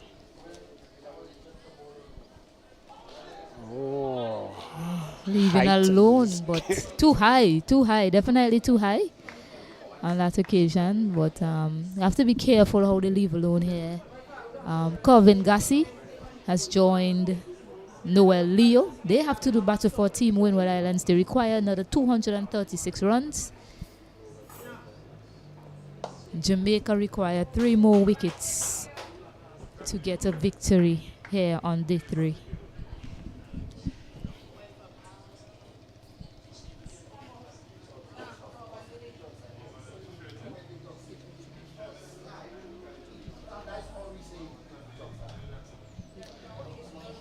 The Windward Island management staff, they should be all taking notes of some of the things. And what we need to understand is that the Jamaican manager yesterday, when we spoke with him, he made mention that they had a talk with the team and they decided they want to come out of this game with a win.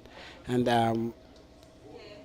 that they appear to be doing now and doing it very strong, going into the 3rd round.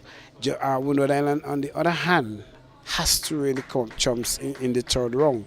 And if they are to win a game, they would have to win it extensively in order to be in some contention for the playoffs.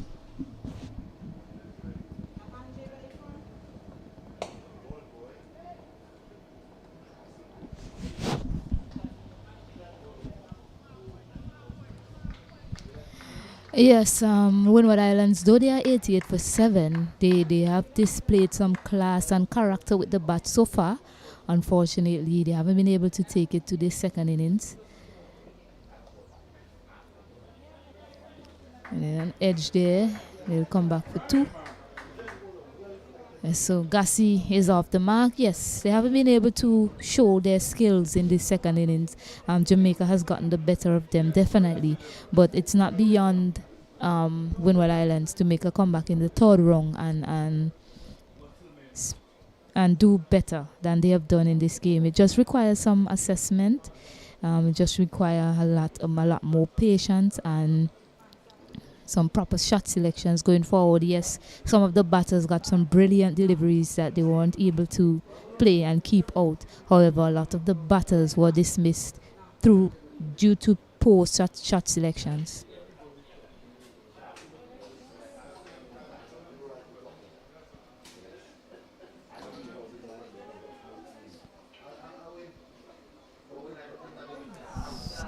Just passing the man at silly short leg there. Sean Roy is usually in that position around the bat for Team Jamaica. Passes his body on this occasion. Alex Hines causing some trouble. Well, I remember he got a couple pound in that position in the first innings. So he will be very mindful that this time is in a better position where it's the left hand is batting. When he got those blows, it was more of the right hander batting. Good decision not to run on that occasion. Windward Islands will be somewhat going back to the drawing boards in terms of what they ought to do, what they need, what they did wrong. That's a magnificent shot, squirted along the grass. It will not reach the boundary because of the the fielder dived into the boundary ropes and carried it with him, and a tremendous shot there. Yes, Weatherborn there on the boundary, putting in the extra effort with the dive. It wasn't really required of him because the ball kind of slows up when it gets to that point there. But the young man, he knows he needs to be saving every run, although they are well on top Jamaica. And he made a brilliant effort there. Unfortunately, the dive proving to be the reason why the ball ended up trickling into the boundary. But good effort from him. Brilliant shot from Noel Leo. Still a lot to play for Team Windward Islands. They need to score 229 more runs as it stands. They have 3 wickets remaining, but still a lot to play for from these players who have displayed that they are quite capable with the bat themselves. So somebody needs to be a hero for Team Windward Islands. Yes, one thing I must say with the Windward Islands batsmen is that each of them that has come to the crease have shown some compatibility with the bat. They're more than capable of handling their way around. And the only problem with the Windward Islands is that they have not spent enough time at the crease. They're looking to score. Every shot that you play is not every ball you can score from. Yes, that's true. There's a bit more patience required from Team Windward Islands going forward. At the end of the over, the score is 95 for 7. Noel Leo is 32 or 45. A dismissed batter so far, Kimo Geist, Stefan Pascal, Gerald Jeremiah, Ethan Gibson, Court Murray, Tariq Edward.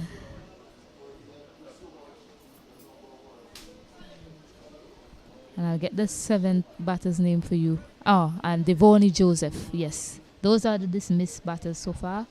95 for 7. The top order has been eliminated. And we're basically into the lower order at this moment for Team Windward Islands.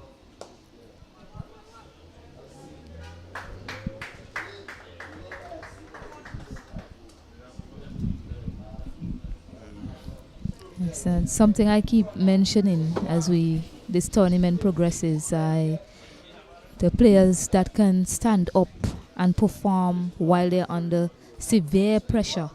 You know, those are the players that you have to look to take, you know, their team forward and West Indies cricket forward as well. Too short. Well stopped by Barnes in the cover area. They get one. But yes, the players that are able to perform under pressure, Casnell. That's what I want to see in this tournament as well. You know, it's not just about running away with a game and winning easily. You also have to be able to perform under pressure. Put your hand up when it's required of you from your team. So who from the Windward Islands can put their hand up and bat for the day? We're not seeing a lot of demons from the pitch so far, Casnell. You've lost 5 wickets in an hour and a half or so. So a lot more sessions to go in the day's play. So somebody needs to be a hero, so to speak. Easy, soft dismissal. As I was talking about someone being a hero for Windward Islands, another soft dismissal from the batter Noel Leo. Shot selection again there, Casnell. Looking to go across this time. Yes, it's a leg spinner, so he played with the spin. However, aerial shot, Casnell, not required from the batter at this point in time. Well, he himself, Leo, will be disappointed with that because it's a full delivery, and that's what Walker has been doing all morning. Give you full length delivery, allowing you to make your own mistakes, and there you see Leo having the opportunity to just push it down the ground again. Was able to just find them on a short mid wicket. And that's been Jamaica's plan throughout this innings to Windward Islands. They have decided that they are going to bowl full as possible, pitched up as possible, and as straight as possible. And that is what has been creating results for them. So very good from the think tank of Jamaica. Devin Tyson makes his way to the crease. He's partnering Kelvin Gassi.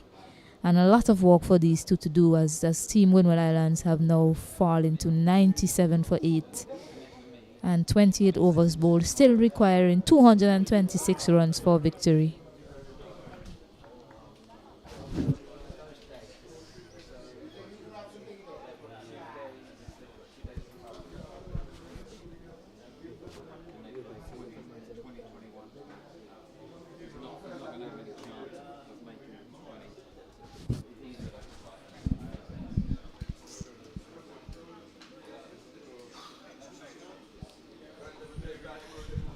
Yeah, the Windward Islands team, they just required longer assessment periods throughout the day. We just started the day's play. You've lost 8 wickets so far. Yeah, well, since the day started, they needed to be assessing conditions and assessing the bowlers for a longer period of time. And Jamaica has been quite simple in what they're doing. They have decided to pitch the ball up, and that has worked for them. And they haven't strayed much from that from yesterday coming into today. Basic cricket, Jamaica is playing, allowing the Windies to make their own errors. They would be disappointed with their performance. They have not really give what the stats have really portrayed. And having coming out of a Windward Island tournament, under 19 tournament, where they have selected a team from that, I would have believed that most of these players who have been selected would have already been in the momentum or some we will say form to play cricket. Yes, they have played competitive cricket. They have shown some signs of competition, but your time is crucial at this stage. Yeah, those of you now tuning in might look at the scorecard and think, well, wow, Windward Islands, they don't have a good batting team, but on the contrary, they do have an excellent batting team led by Captain Akeem Ogis. However, it's just been a bit under par from them in this match, throughout this match actually. I won't just say this innings, because in the first innings they should have been able. Big shot played there, no timing on that occasion. Yes, they should have been able to surpass 265 runs instead of that. And we keep mentioning shot selections, a lack of patience and a lack of assessment on the part of the Windward Islands batters that has them in this position right now. Hit out in the air. It won't carry to the man at on the boundary. So save from Kervin Gassi. Vice captain Justin Beckford is tasked with fielding on that mid-wicket boundary. Devin Tyson gets his first strike for this second inning so far. He's facing up to Alex Hines, who would prefer bowling to a right-hander. Yes, he's been successful against the left-handers, but typically left-arm pace bowlers are they'll prefer to bowl to right-handers, and the Windward Islands team, they have a lot of left-handers in their lineup. I like the angle in which Hines is bowling. He's coming around the wicket from the river end. There has not been a judgment where we can predict that either end is playing better than the other. We have just seen two, and the curators of this pitch have done very well with this wicket.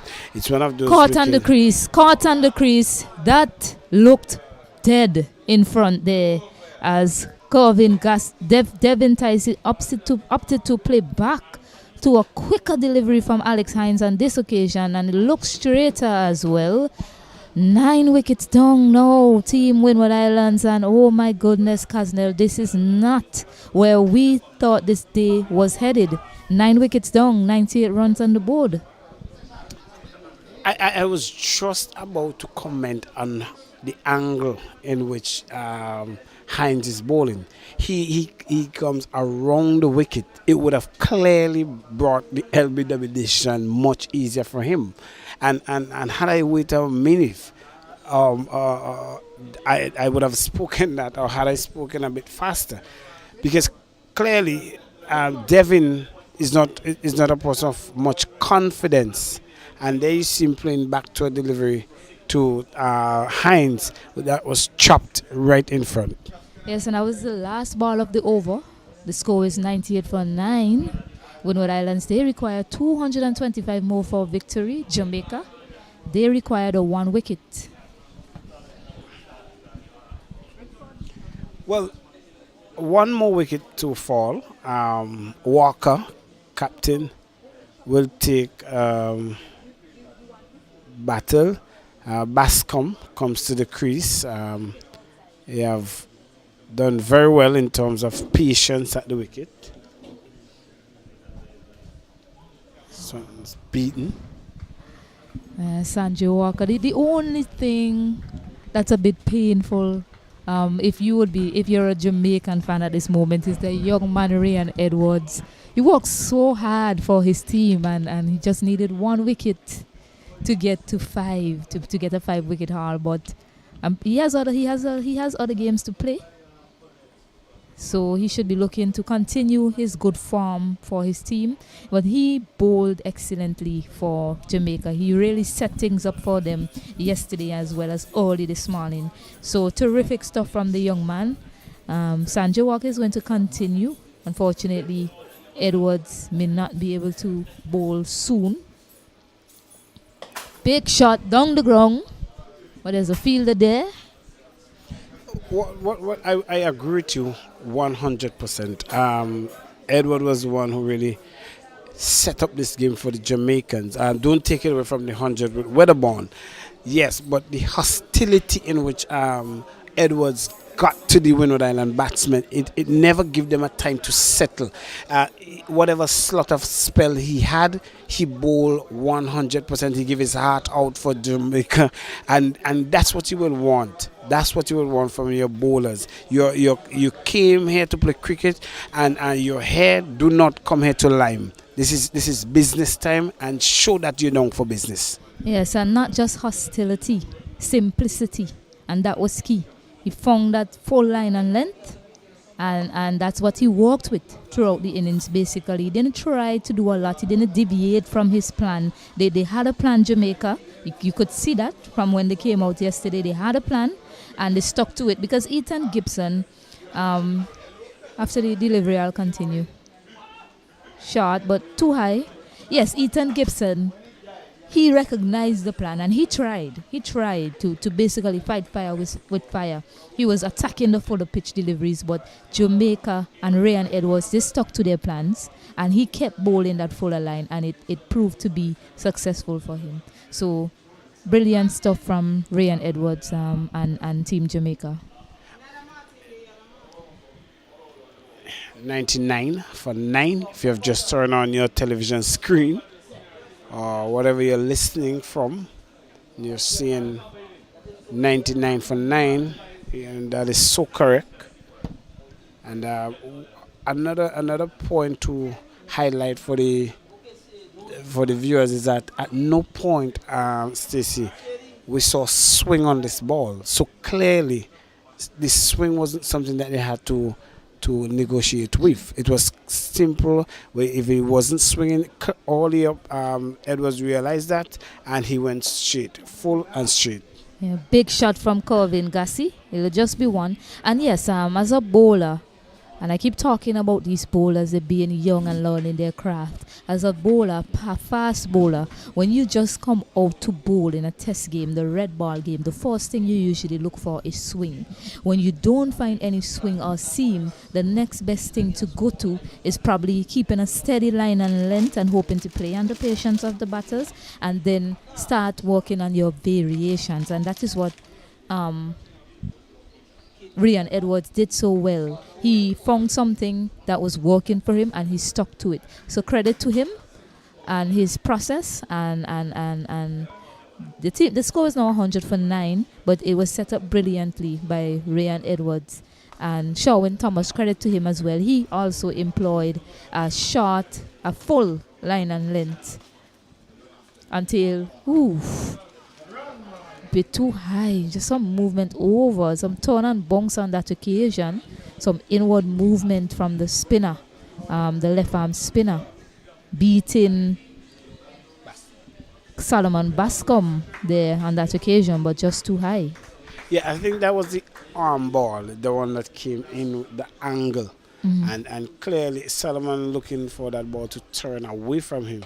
And with the angle, 100 runs up, and that was hit in the air. Two fielders circling under it. He can't get there. Goes for 4 runs. Beckford put in a diving effort, but was unable to take the catch on the boundary, and it trickles into the boundary for 4. So Corvin Gassi is showing some intent. He's not gonna just sit there and wait on a delivery to come to him to be dismissed. He's going to attack. It shows here. So 100 runs up for Team Windward Islands, 105 for 9. Well, Garcia and Bascom, they are the two fast bowlers for the Windward Island, and they know that they could up their average. There's a lot of runs still to make, so they could up their average, see if they could get a 30 or, a 20. Still playing proper cricket shots. That shot was well lofted, and they had the man at deep mid wicket has to do a lot of covering of that ground, and in a diving effort was not able to do so. Another big shot played out to the man at mid wicket. He won't get there. Didn't time that as well. That probably saved him. Basically taking the inside, the inner half of the bat. That's the end of the over. 106 for 9. 31 overs bowled. Gassi moves up to 10. Bascom has joined him. He's yet to score 5 deliveries.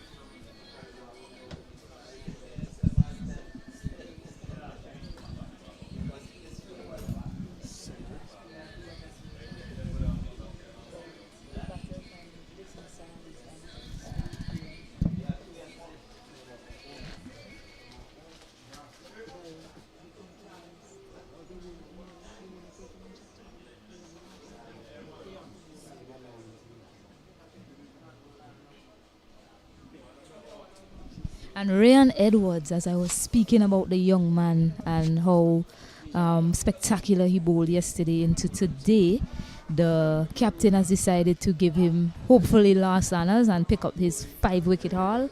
So nice scenes here at Cumberland Cricket Ground as Ryan Edwards now has the ball in hand, and he'll be hoping that he can bring it home for his team. Not only that, I believe, yes, I agree with you, but not only that, they have to look at their point standing. The the more time, the more runs that they defeat this innings by, the quicker they get it done with. Well, Big shot, but no one out there on the mid-wicket boundary. And you don't expect anyone to be there with how well Ryan Edwards has been bowling. However, Corvin Gassi has played some aerial shots so far, and his intention seemed to be an attacking one. So we'll see, I see a change in the field setting. Yeah, he's putting a man under the mid-wicket fence, square leg, the mid-wicket fence rather. In hopes of him taking a catch to finish things off here for Team Jamaica.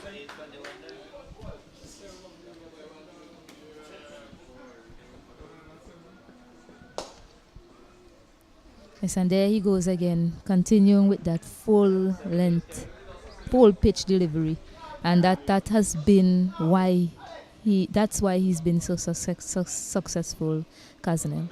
Yes, So- he have constantly looked to get that ball into the fielders, the batsmen for the Windward Islands, hitting that middle and off length, nagging length, and there you go again. In the air this time, but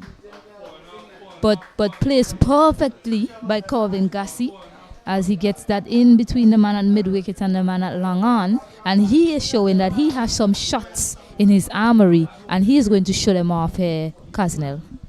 Well, it's a do-or-die situation for the Windward Islands, so it's either you go for the runs or you just lay your arms down and expect to lose quietly. 211 more runs to get. Ooh, fuller delivery.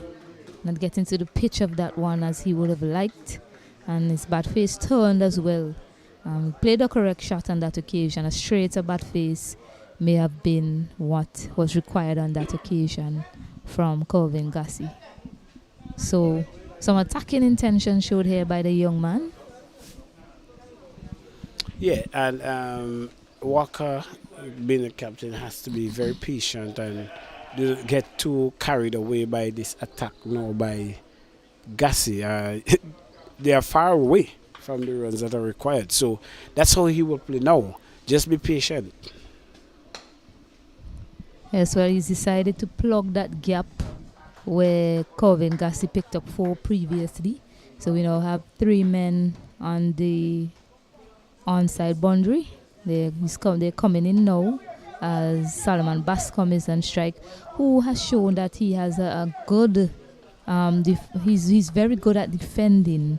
He defended solidly. I think he faced about 40 odd deliveries in that first innings and didn't score much, doing what was required of him at that moment for the team. So Solomon Bascom, he's pretty good at defending. I'm not sure how he will operate at this point in time. Yeah, still defending beautifully is Bascom. Yeah, Ryan Edwards, he just looked down at the ground thinking to himself, man, was that my chance to get 5 wickets? Well, what he needs to realize as well is that Solomon Bascom had an agonizing and a very disturbing last wicket partnership in the first innings. And clearly, he will understand that is what Solomon is going to do there. He's just going to block. What he has to do is to see whether or not he could get different variations in. And that is something I haven't seen from him. Edwards, he constantly rush at you. And he doesn't give you variation. Yes, he had a last wicket partnership with Kurt Murray that was highlighted more so by time rather than the run scored. So we know that he's somebody who's patient and can defend well. Corvin Gassi, on the other hand, is looking to play some shots.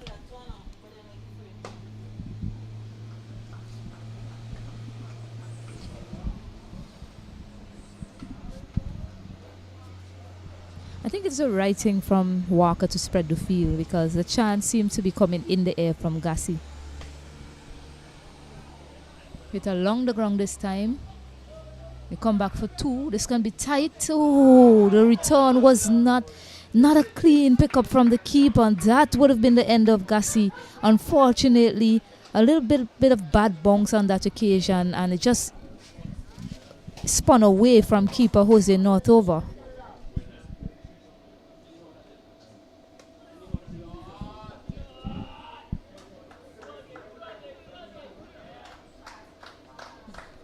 Windward Islands camp, though they are 9 down, they seem to be enjoying the little cameo being played here by Calvin Gassi. So it's good to see that they still have smiles on their faces, the young men. Well, Gassi have to enjoy himself at the crease, 22 from 27. And he know that Bascom is going to hold his end for him. Here is he shielding Bascom. Interesting, Kaznel. Gassi, he wants to strike. He wants to take as much of a strike as possible in the rest of this match. Oh, sweep shot now being played by Gassi. Won't get to the boundary. They come back for 2 more. And they get that 2 runs quite comfortably on this time around. Yeah, and as he plays his shots, he's getting more confident, and that's what he would enjoy in this session. The confidence is coming out more and more, and that he's looking to even shield Bascom, who have a solid defense.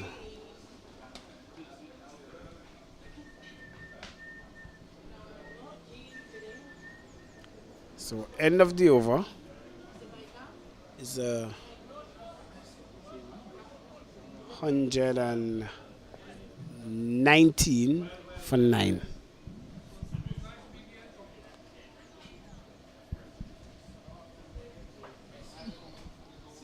Well, that over was bowled by Alex Hines.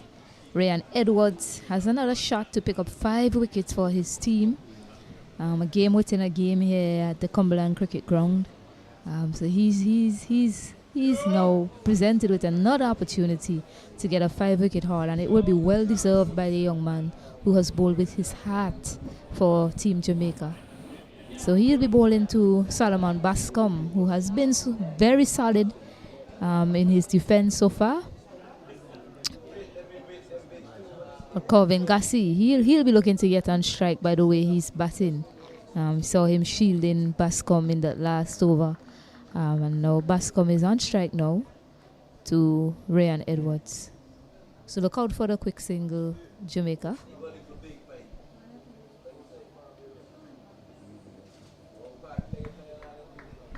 Getting a bit of movement away from Solomon Bascom. Gassi is going to have a word, probably going to say to him, get me on strike.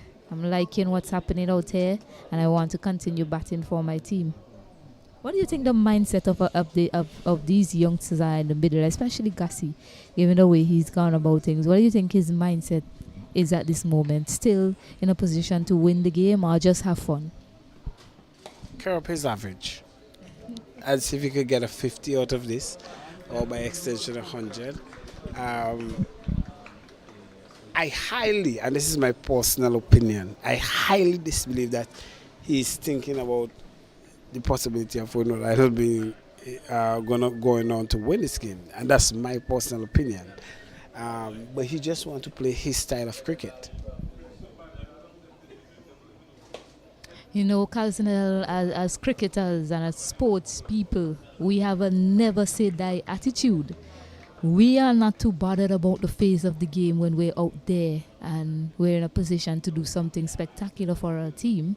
So I believe these young men, they're still believing that they can bat through the day until the last wicket falls. And I would hope that's the attitude that they'd have, because you don't want to have a defeatist attitude at any point in time.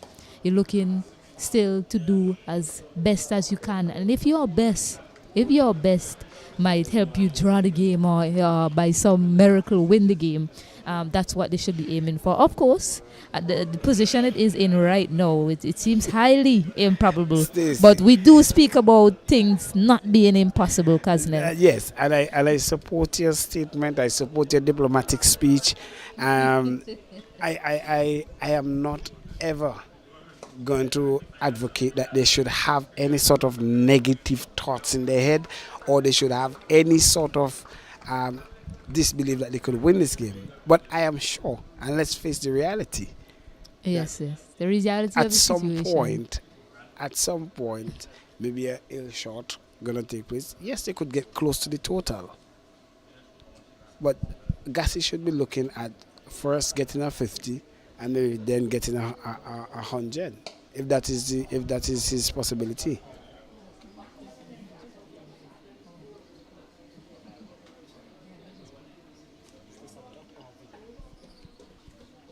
So end of the over, 119 for 9. Yes, 119 for 9. And just to continue on that point, Kaznel, as sports people and young ones who's looking on at the game, you never say to yourself, oh, we've lost this. You continue battling until the last wicket falls. It's just something for you to be mindful of when you're playing sports. You never want to... You're putting me in a bad position. I'm not putting you in a bad position. Okay. No. I know you're not advocating for them to have a defeatist attitude at all. But I'm just saying I just want players and young people looking on. And it's not just cricket, it's life in general. You just don't need to have a defeatist attitude in anything that you do. You need to always think that you can put yourself in a position where you can go on to do well for whatever profession you decide to get into.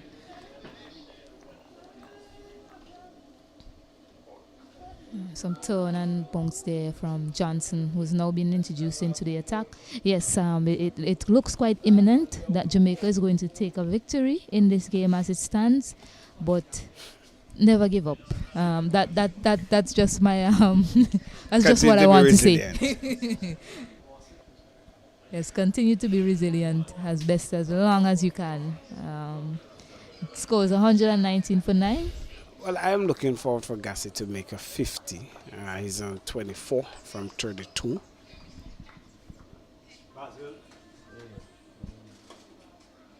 He's just swinging for the hills at the moment, is Gassi. 3 deliveries bowled in this over, and he has swung at all 3 of them. So he's not going to die wandering at all, Kaznel.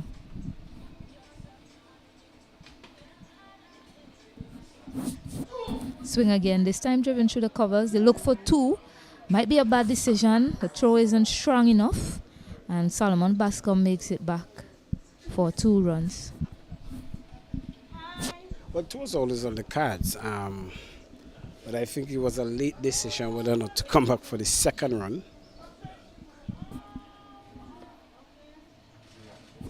Swing and a miss. Another big swing from Corwin Gassi.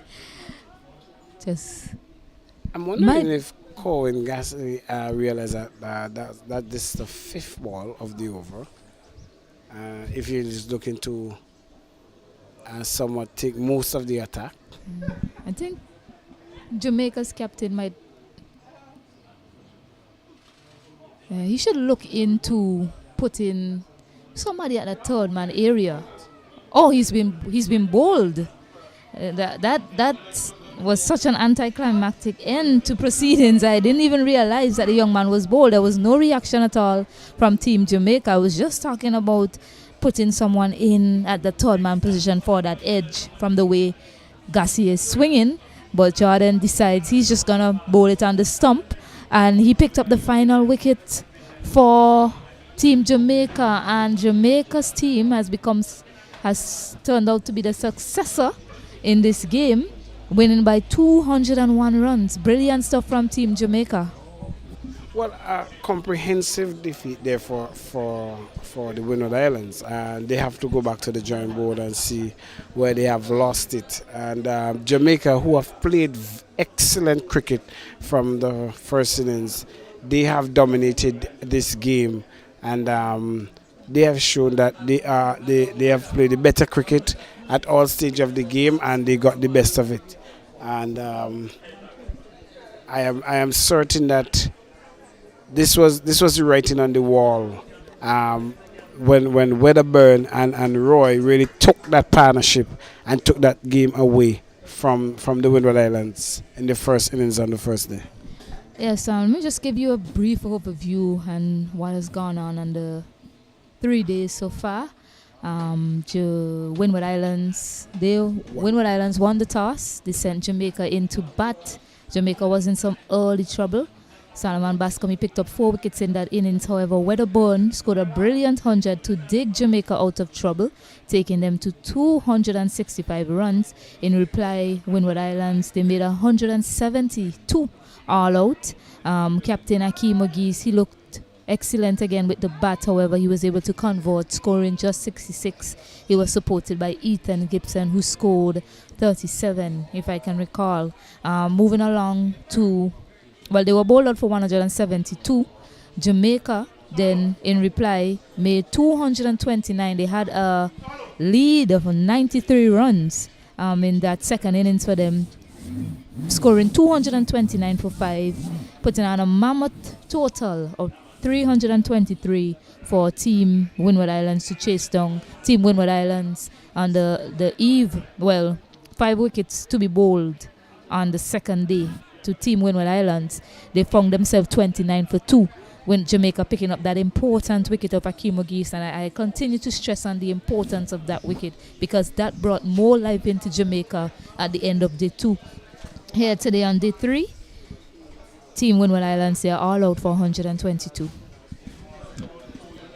Yes, and that performance, as you rightly said earlier on, that Windward Islands is somewhat under par with their performance. Don't take it away from the Jamaicans. They played top quality cricket. They showed they could rebound from a defeat that they had in the first game. And the management team, they spoke of how important coming out with a win here it is for them. And here on the third day, just before lunch, they have wrapped up things. It wasn't the way we anticipated it when it all started. Some 8 wickets going down for the Windward Islands this morning before lunch. Clearly, it is something that the management team for Windward Islands will want to go back into. There are some positives that they could take out from this game, the Windward Islands. They started well. They got all inroads. There are hints of partnership where little time was spent at the crease. It is something that they need to realize that once they spend time at the crease, it gives the batsmen more time to make runs. Yes, and spending time at the crease is essential in all forms of cricket. And that didn't happen for Team Windward Islands, and they would be thinking back on some of the shots that they decided to play, as well as some of the decisions that they've made throughout this match that may have been the downfall at the end for them, giving Jamaica victory. Jamaica, on the other hand, I'll say that they have learned from their first game. Yes, it looked as if they were going to continue on that path, losing key wickets at crucial points in their game. However, in the second innings, they evaded that. Jordan Johnson, unfortunate for him, he basically, you can say, he ran himself out. Not being a lack of game awareness, something that the manager spoke about, that he's trying to instill in them, game awareness and playing the situation of the game.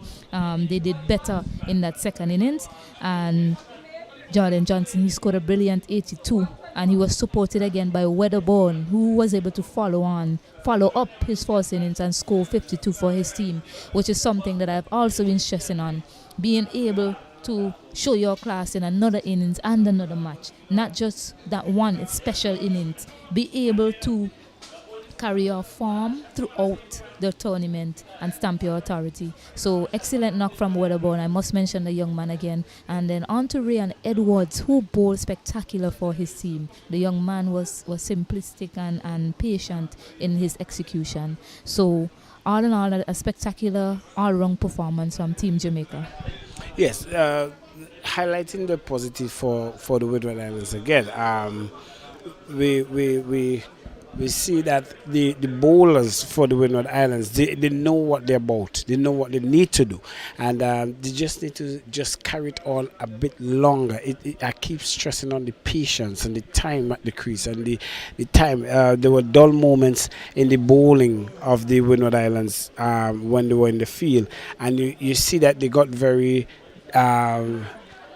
they dropped their shoulders at critical point of the game, and when that happened, it allows Jamaica was to make inroads into the game and take over the game from them. Clearly, the Windward Islands, they have to do a lot of work in terms of their feeling work. We saw that Gassick coming into this game, and he and Bascom really bowling tantrum and bowled very well in the start. Yes, Bascom had 4 wickets in this game in the first innings, positive for them. So at different stage, persons put their hands up. But what I'm particularly disappointed at is the time that the batsmen, they're picked as top batsmen for the under-19. There are many under-19 cricketers around the Windward Islands, and there are persons who are knocking at the door. Now, if you're going to be selected, you have to show why your selection is top amidst others that are around. Yeah. So I'm not bashing them as to say that they did not perform as we expected, but I'm saying the management team and the coaches, they need to instill how to be more patient at the crease and go more in depth with that. Yes, indeed so, and I'll continue to say this tournament is not just about competing and winning, it's also about acquiring knowledge and gaining an understanding of different components of the game, gaining an understanding of your skills, getting an understanding of the conditions, and just keep working on your craft as young players. So much to learn for Team Windward Islands. Team Windward Islands, they unfortunately Jamaica trumped them in this 3-day format and was victorious today. So here you have it, Team Jamaica winning this 3-day encounter in the second round against Windward Islands. Much to learn for Team Windward Islands, and I hope as they go along with their cricket, they'll continue to acquire the knowledge that's on offer throughout this competition, because they can learn a lot more, and they will learn a lot more as they go along in their cricketing careers. Well,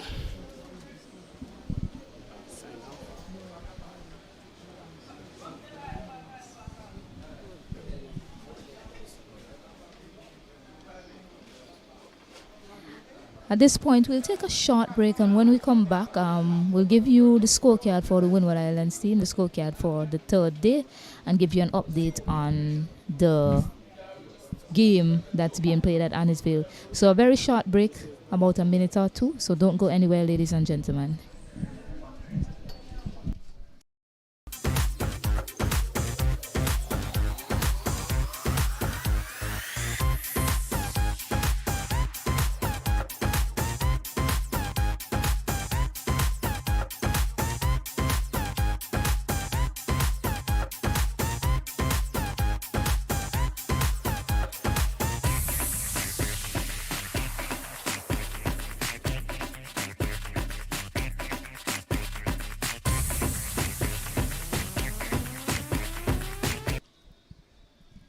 Yes, welcome back to the Cumberland Cricket Ground. I did promise you that it'll be a short break, and we have the scorecard for the Windward Islands team in their second innings. Stefan Pascal, he was bowled by Thomas, scoreless of 3 deliveries. Ethan Gibson, he was caught. Stephen Wedderburn, bowled by Ryan Edwards, he made 23 of 24 deliveries.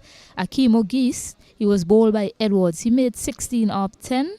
Gerald Jeremiah bowled Edwards, he made 5 of 13 deliveries. Devoni Joseph caught Sanjay Walker, bowled Ryan Edwards, he made 8 of 13 deliveries. Tariq Edward caught Jose Nortover, that's the keeper, bowled Sherwin Thomas, he made 3 of 13 deliveries. Noel Leo, the keeper for the Windward Islands team, he was caught by Adrian Ware, bowled Sanjay Walker, he made 33, the top score for the Windward Islands team. Kurt Murray, he was LBW by Sanjay Walker, he made 6 of 34. Corvin Gassi, bowled by Jordan Johnson, 26 of 35.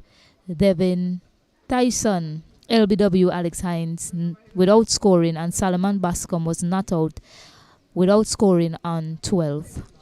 Well, Brian Edwards who really led the attack with his 4 for 25 from 10 overs, and that was the highlight of that innings. And once he started it in the 5 overs on the second day, he make all the inroads, and it really sent the Windward Islands in long. And 2 wicket apiece for Thomas and Walker, and Hines he got 1.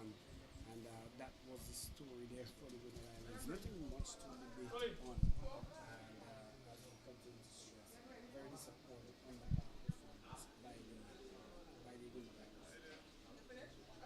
Yes, very disappointing by the Windward Islands. However, good going by Team Jamaica. Take nothing away from them. They played exceptional cricket, coming back from a defeat against Barbados in the first game. As it stands right now, round 2. In round 2 of this Cricket West Indies under 19 tournament, Leeward Islands, they won against Guyana here at they won against Guyana at Park Hill Cricket Ground. They chased 13 runs and won with 10 wickets to spare. Here at the Cumberland Cricket Ground, Jamaica, they won by 201 runs. There's still more cricket action here in this Cricket West Indies under 19 tournament, played as a 3-day format at the Annisville Cricket Ground. Trinidad and Tobago takes on Barbados. I was just informed that the Barbados team, they were set 124 runs to win. That the score at lunch was 26 for 1.